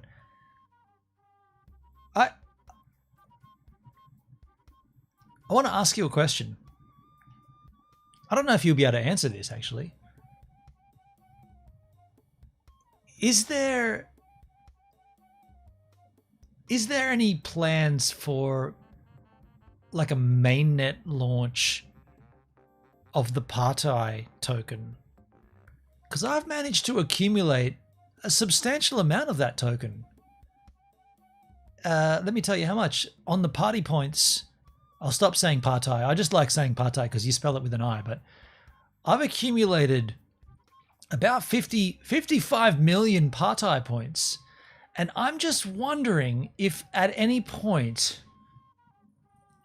are they going to be worth a dollar amount? Is there any indication of some mainnet launch where these tokens, let's just say, let's say Justin Sun buys Partai, and all of a sudden Partai becomes BTC, for instance. Is there any like Solana into like what's happening? Like, can I be bold enough to ask that? You might have already left. He might have already left. The man who could answer might not be here anymore. But I'm still collecting the tokens, and I'm still doing the cosmic challenges and going up the leaderboard. But I'm just genuinely.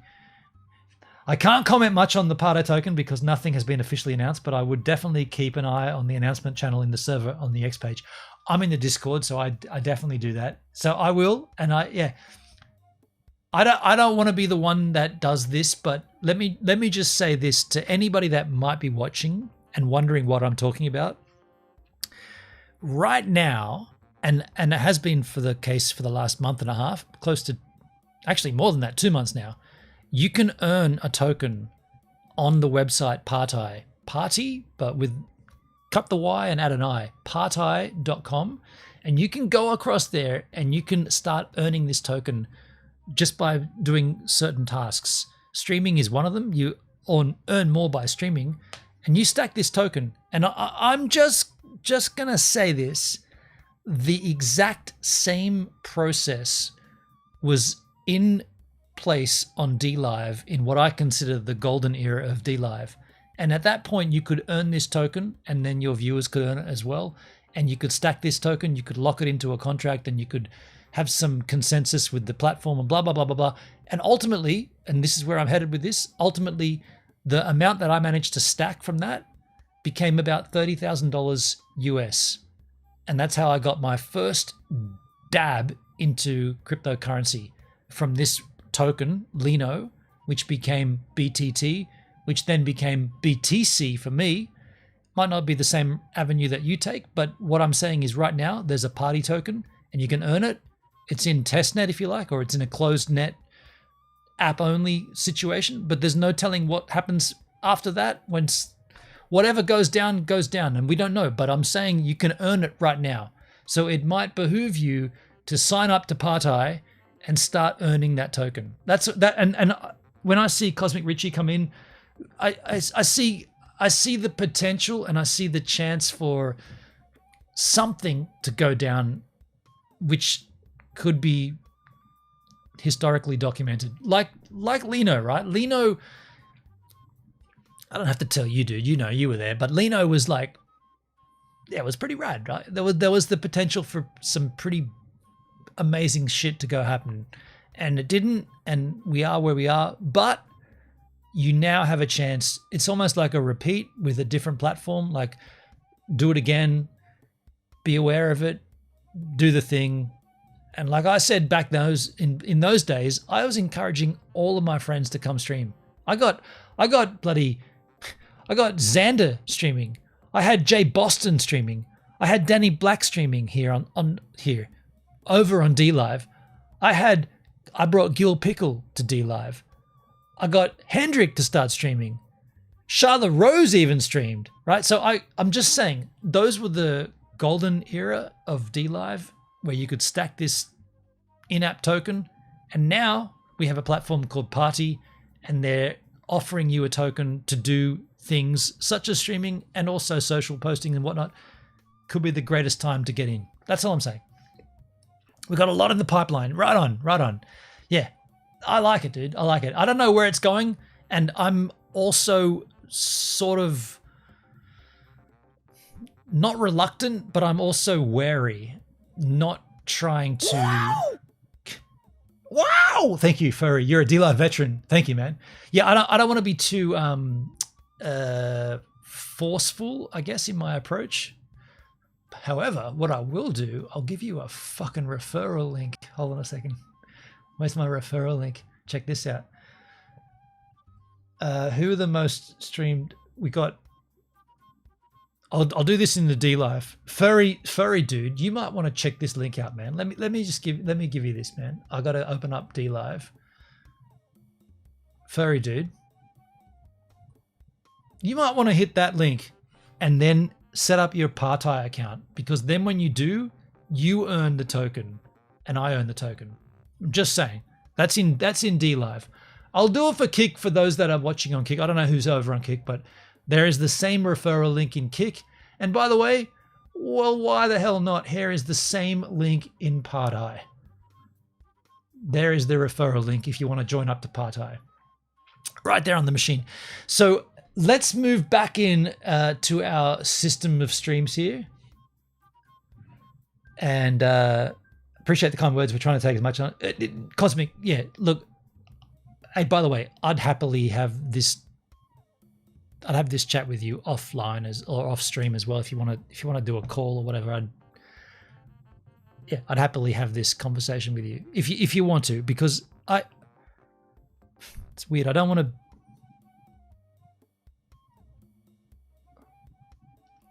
I definitely want the best for the streamers.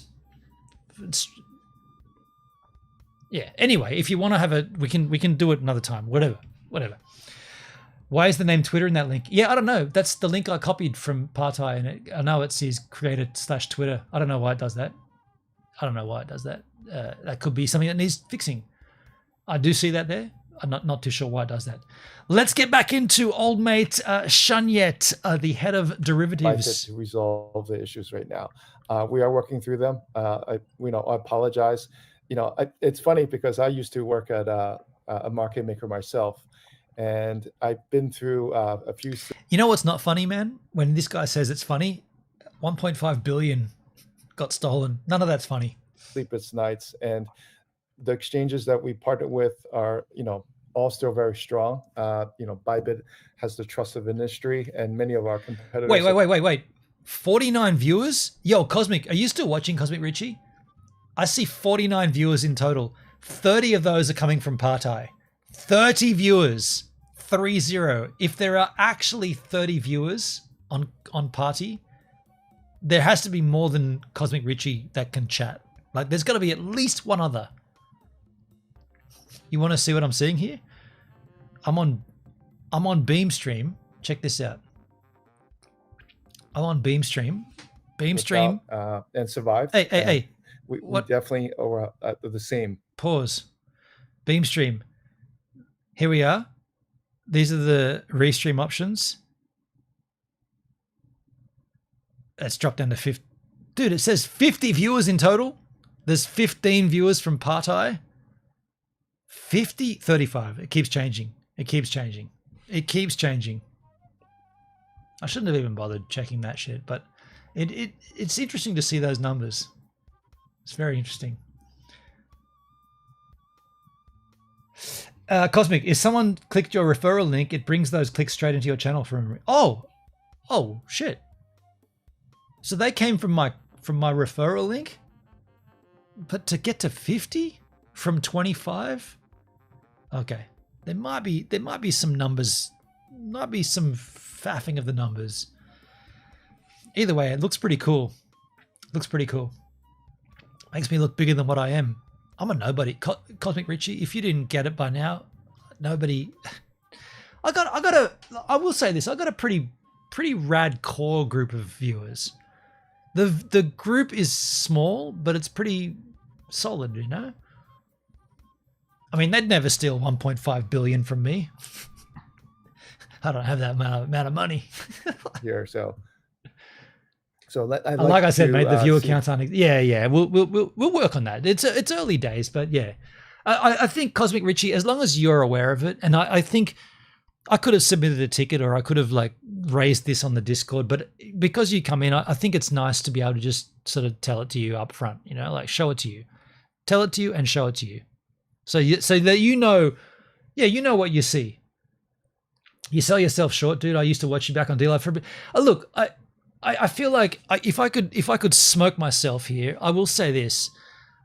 There was a big period of my life where I was trying to do what I'm doing now, but I was let down by the tech and by internet in this country, in Australia, as you be aware. I don't think it's quite the same now. I think we've come past it. Most people have access to fiber internet. Or if not, Starlink. Starlink is sick, dude, like so rad. But before, in 2018, 2017, when I started trying to do this, my computer was underpowered, the internet was underpowered, so everything was just trying to fight against that. And now, in 2025, I am super psyched. I've got a perfect laptop, like this M1 Max. This is like 4 generations ago now, but it's so powerful. And I got fiber internet, and I can display 5 screens with no dramas. Like, now I can just concentrate on the actual content, whereas before it always felt like I was trying to decipher the tech and navigate my way around tech, whereas now I'm just like, it's not about the tech, it's about the content.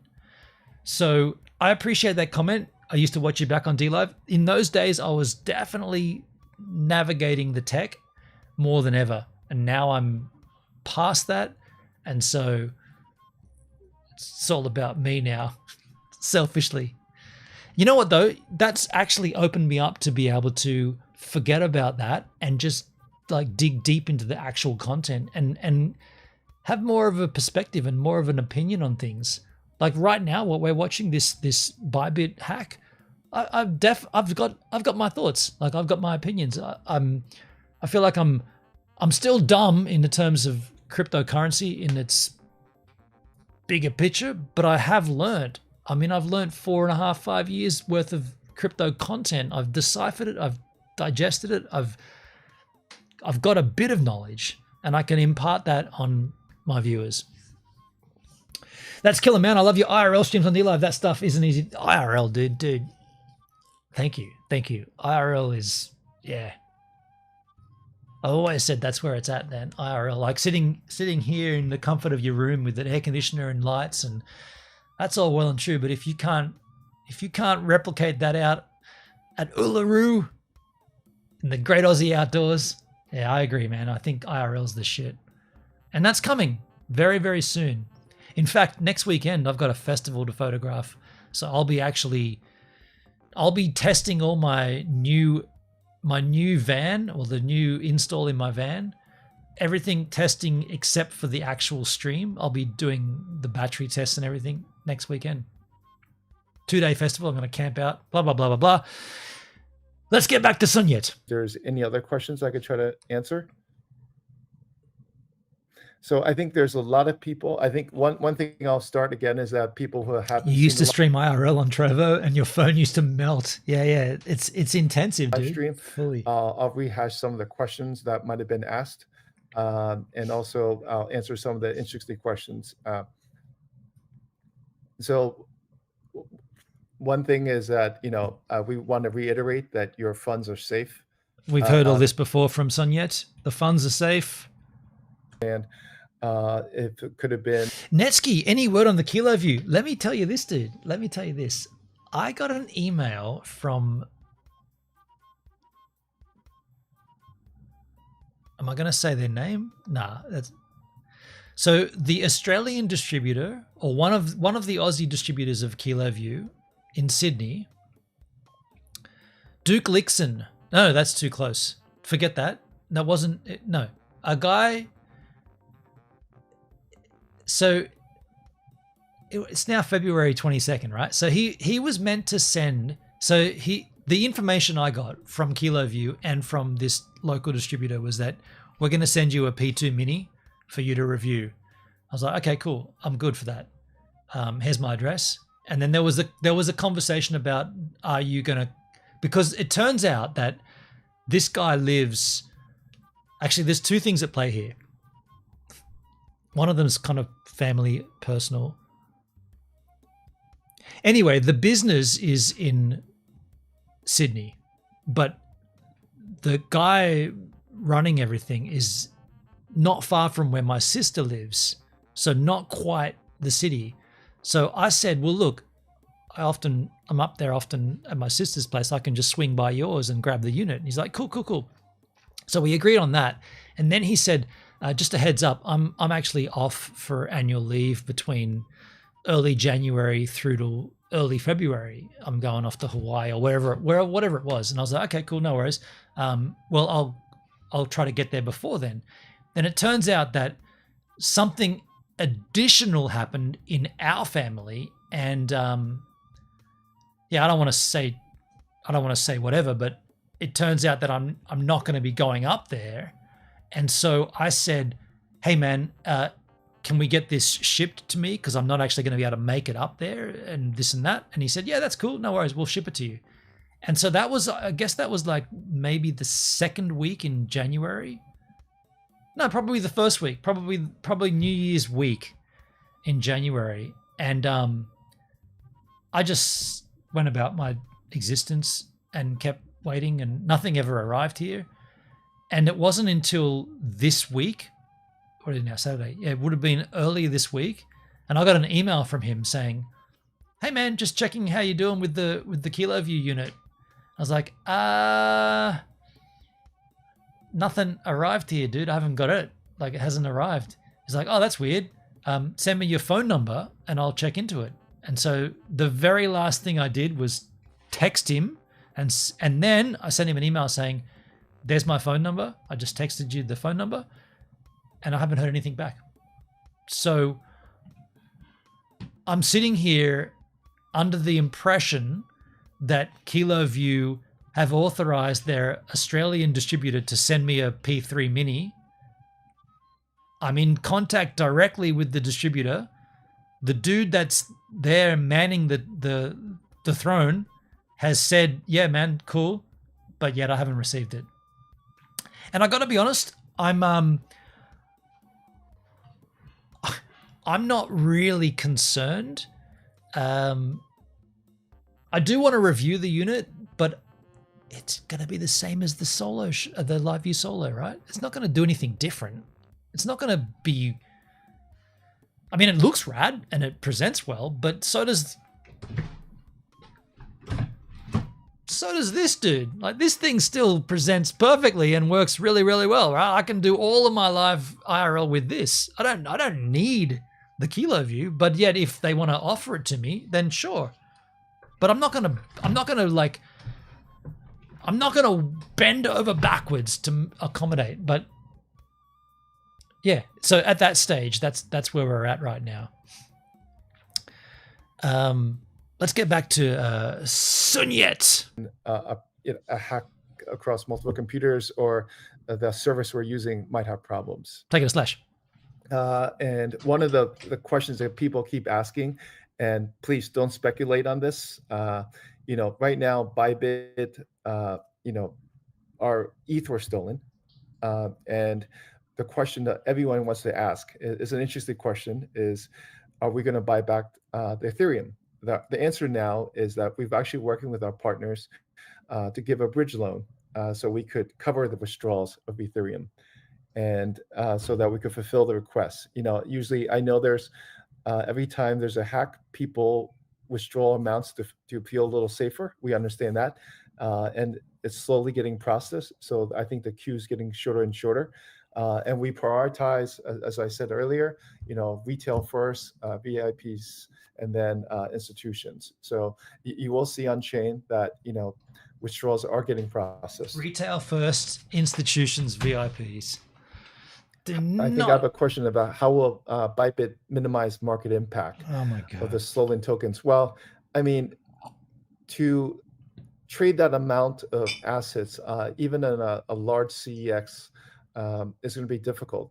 We can't stop them from selling, but they will have a tough time depositing their assets on a large exchange. Fully. And our exchange partners and when we say partners, actually a lot of times it's our competitors. So it's a frenemy kind of concept. And we know that when other exchanges are hacked, we are also very helpful for them, and now they're actually very helpful for us. Many of them have reached out. Let's move on. Let's find out because they had a massive gap. I just want to hear, how are we going to take this? I just want to hear what Ben comes back in with. I don't think there's going to be anything new here, but at least we can just jump forward in time and just hear what Ben Zhao has to say when he comes back in. Because they took a big pause, which is an interesting idea. I've never seen. We'll be back and the stream still stays up. Could I do that instead of running a surfing video on my channel? Just run up this gradient screen saying, stay tuned, I'll be back. Go forward. Here we go. Hello, everyone. We are back live. And I just wonder if he's going to give any new info. Okay. Sound check. We're good. Okay. Thank you guys for stay tuned. It's been almost 2 hours, I think. Or actually a little more than 1 hour of our live stream. I think we still have quite a bit of people online want to hear the latest updates. No shit, dude. Someone stole a 1.5 billion, and there's people that want to know the answer. Thanks. You think he power lifts? He looks pretty buff. For watching as this event unfolding. Again, I'm Ben. I'm the CEO and the co-founder of ByBit. I'm here to give you the latest update of the Ethereum cold wallet hack of ByBit. As far as we know, this could be the largest hack in the history of our industry. Absolutely. For those of you who are just joining and did not get the previous update, I will give you a overall rundown. Okay. First of all, for our users, please rest assured that your funds. We've heard all this. Your funds are safe. We've got a bridge loan. And our Ethereum cold wallet was compromised or hacked about 3 hours ago, 3-4 hours ago. The reason of the hack, it was could be a UI problem, could be due to multiple reasons. But here I want to rest assured that for clients, all of the users of ByBit, your money is safe. Your fund is one-to-one backed. Your fund is one-to-one backed, but we've got to get a loan to do that. Monthly proof of reserves that gives you the look of where all the fund is. ByBit have overall 20 billion in clients' asset, and this is counts about 1/20th of the overall asset. Even with this money, if we are unfortunate cannot recuperate any of these money, the ByBit exchange will cover it through our treasury so that all users' fund will be covered. Okay. The second question most users care about is withdrawal. Currently, withdrawals are still open. Okay, so we've heard all this. We've heard all this. So once the bridge loan is in, we are still have some pending.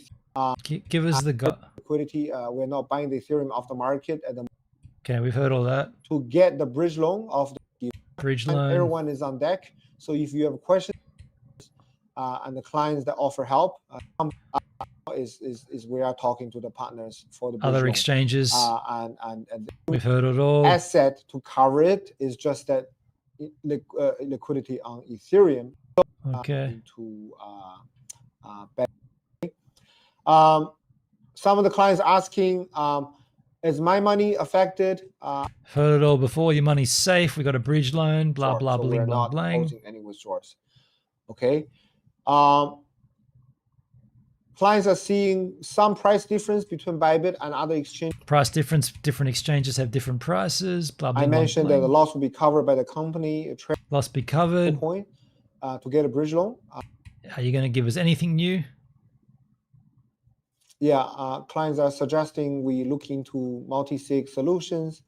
Well, one of the interesting fact is that we are currently talking to multiple partners who are willing to give us a bridge loan. But you should be talking to Gnosis. Moving to hard wallet.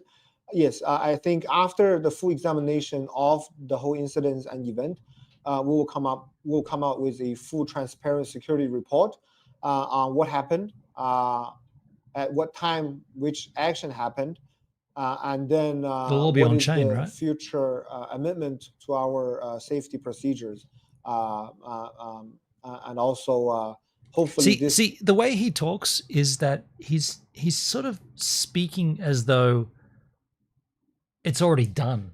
Like the person who did it, they got away with it, and we're just going to move on from there. It's kind of how it sounds.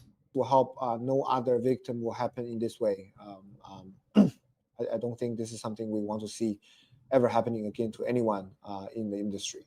Okay.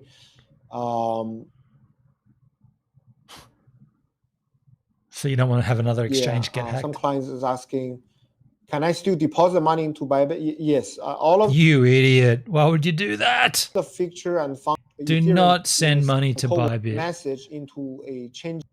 You might as well just go and throw that shit away. Why would you send money to this exchange, dude? What the fuck? This wouldn't happen on Ethereum. I mean, on Bitcoin because it's not.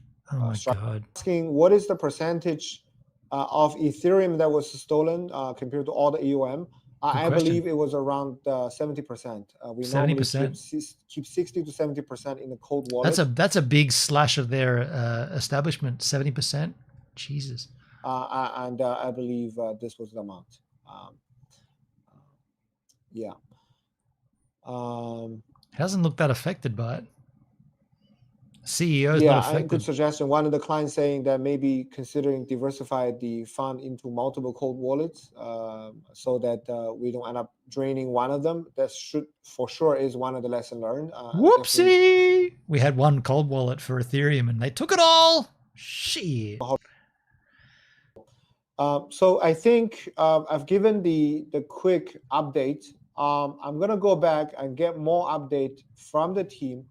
I'm gonna let Sun Yit come up again to answer a few more questions, and then both of us will go offline to get. Okay, so that's how that shit ends. Like, there's nothing more that we need to look at there. At this stage, I'm gonna speculate, and I said this from the beginning. There is something more going on here, and it's gonna take someone with a little more smarts about the system to be able to dig in deep enough and hard enough with someone like Ben Zhao to actually ask the questions. I can think of a couple of questions off the bat that I'd like answered. And I mean, we did skip through the end there. I just didn't want to waste our time, but the first question is, how many multi-sigs were part of that? So if there was 10, 15, 20, 30, 5, how many people were involved in that multi-sig? Who were they? Where are their wallet addresses? I want details of those people, right? The people that agreed to this transaction before Ben Zhao, the CEO, gave the final tick of approval. There are other people that also approved it. So I want to know who those people are. When Ben approved it, what was the next step? The very next step?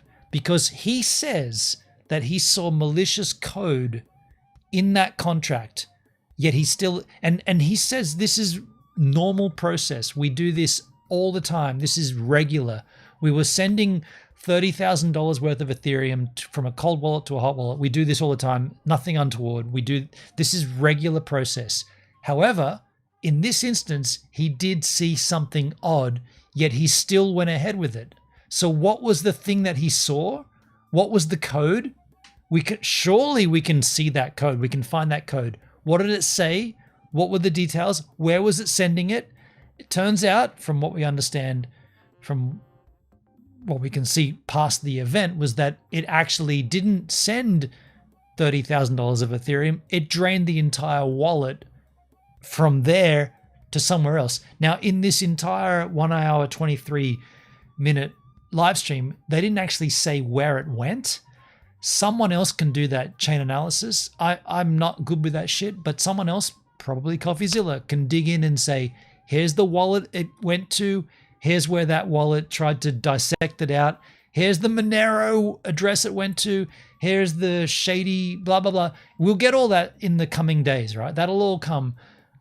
As it stands right now, that's the biggest heist in crypto we've ever seen. 1.5 billion gone. Just someone went, I'll have that. Someone went, code, eh? Computer code. I've written a bit of that. I can tweak it. I can tweak it to do this. And I think at some point there should be an applause, right? And I'm not applauding people getting robbed, but I'm applauding the person who went, are you kidding me? All I got to do is change that bit of code and I can do this. Then someone needs to be overseeing that shit and go, didn't you see that this could happen? There needs to be a figure that can go, that math doesn't add up, dude. If you just changed that column to that and added an X and a Y over here and added 10 to that, you could steal a whole lot. And that's what someone did. They just went, yeah, we can just take it. It's so, they deserve an applause to spot the gap, to spot that opening and take advantage of it. Like, it's not like you got to go and get like a Ford Transit van and balaclavas and like guns and axes, and then you got to go and accost people and you got to do the physical crime. No, it's all just code. And so they're like, I think I'm smarter than that guy. I think I see that code and I can fix it, or I can modify it to do this. Yeah, fuck those guys. So that's what I think's going on here. It seems like,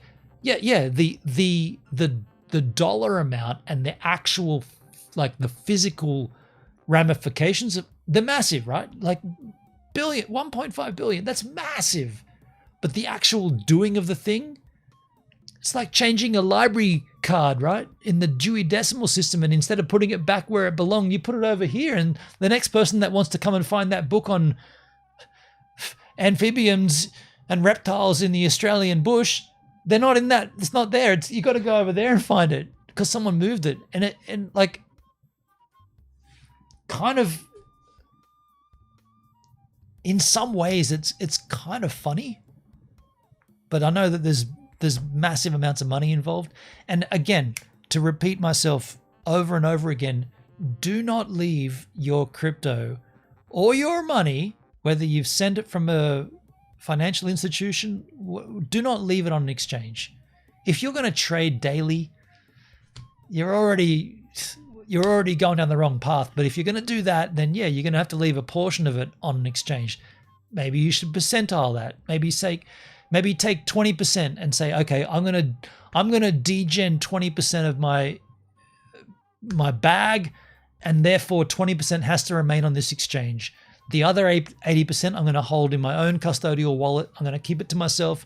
No one's going to know about it. It's mine. No one has to. I'm the one that has the keys. It's mine. The 20%, I don't mind losing. I'll fuck around with that on an exchange, do whatever. Do that, but do not put all your money. Like, don't be one of the 1.5 billion here that has their money just gone, right? Now, it looks like ByBit have the ability to pay you back as long as you're willing to wait for whatever the process is involved in stepping through that system. Maybe now you can learn. Maybe now you'll never leave your money on an exchange again.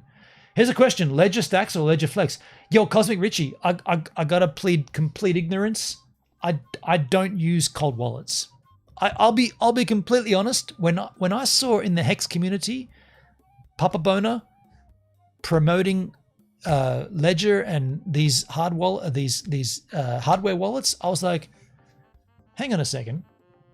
This is honestly how I thought about it. I was like, wait a sec. So we've gone through this era of having tangible assets, tangible content, like digital video, like we got physical tapes, and we got CDs and cassettes, and we've somehow moved ourselves into this digital era where we can put this content onto a 1 and a 0, and we don't actually physically need. I've made a physical digital copy of that. I don't need that anymore. I've got that, and I've got that backed up on hard drives, right? I don't need the actual. And then all of a sudden, this cryptocurrency thing comes out, and people are saying it's digital gold, man. It's money on the internet. So okay, so what is it? It's digital. You don't need a physical.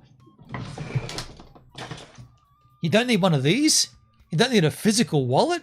You don't need to put things in it. You can just keep it digital. Oh, that's great, man. That's awesome. That's less thing I got to worry about. So I was like, cool. And then you get further into this road, and then some dudes are saying, oh no, you got to take it off the digital. So you got to remove it from the digital sphere, and you got to make it physical. So suddenly now you have to have a physical item. You need a physical storage mechanism. And that's when I was like, dude, I don't want that. I don't want physical. I'm trying to get rid of my physical shit. I don't want any more physical. I don't want to have to worry. More than likely, I'll lose that shit, right? Like you got like, I got a hard drive here, but this is probably a pretty bad example, but I got a hard drive here, which is like an extension hard drive. It's like if I'm, because I stupidly bought a 1 terabyte internal drive, like sometimes I got to shift files across when I'm Final Cut Pro and stuff. So I use this as like a dummy, like a dump across. It's pretty quick. It's an SSD, so there's no spinning. But you're telling me that to get my crypto secure, I've got to remove it from the digital sphere and make it hardware? Fuck no, dude. I'm gonna lose that shit 100%. Like there is no way I'm gonna be able to remember where that physical drive went and what the physical access was. There's no way. I've been trained since the 1990s to move into digital, and now you're telling me to go back to hardware? Fuck no, dude. I'm not. No. In fact, if you could get rid of your entire computer system and have it all digital, so no physical hardware, I'd do that as well. But we're a long way away from that. So what I'm saying is there was this conversation about hardware wallets, and you just asked Ledger Stacks or Ledger Flex. I don't know what the difference is with those two. I don't have either of them. I don't care. I don't want that shit. I do not want a physical item. Do not want it. I want to keep it all digital. I do not want that. I completely disagree with that. And here we are in 2025. One of the biggest exchanges, ByBit, got hacked for $1.5 billion. $1.5 billion. How? Through their hardware wallet. I'm just saying, right? The hack was through their hardware wallet. I'm just saying. I'm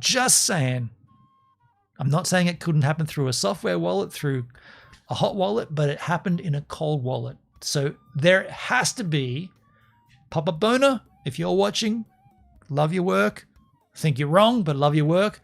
There has to be a deep, deep, deep conversation about how this happened, how it should never happen again, what you can do to stop it, and would they have been better off keeping it on a hot wallet? Just saying. I don't know the facts, but Hey I'm guys, just... I hate to interrupt you, Nick. Hello there. But anywho, I'm gonna go to bed, and I'll see you guys tomorrow.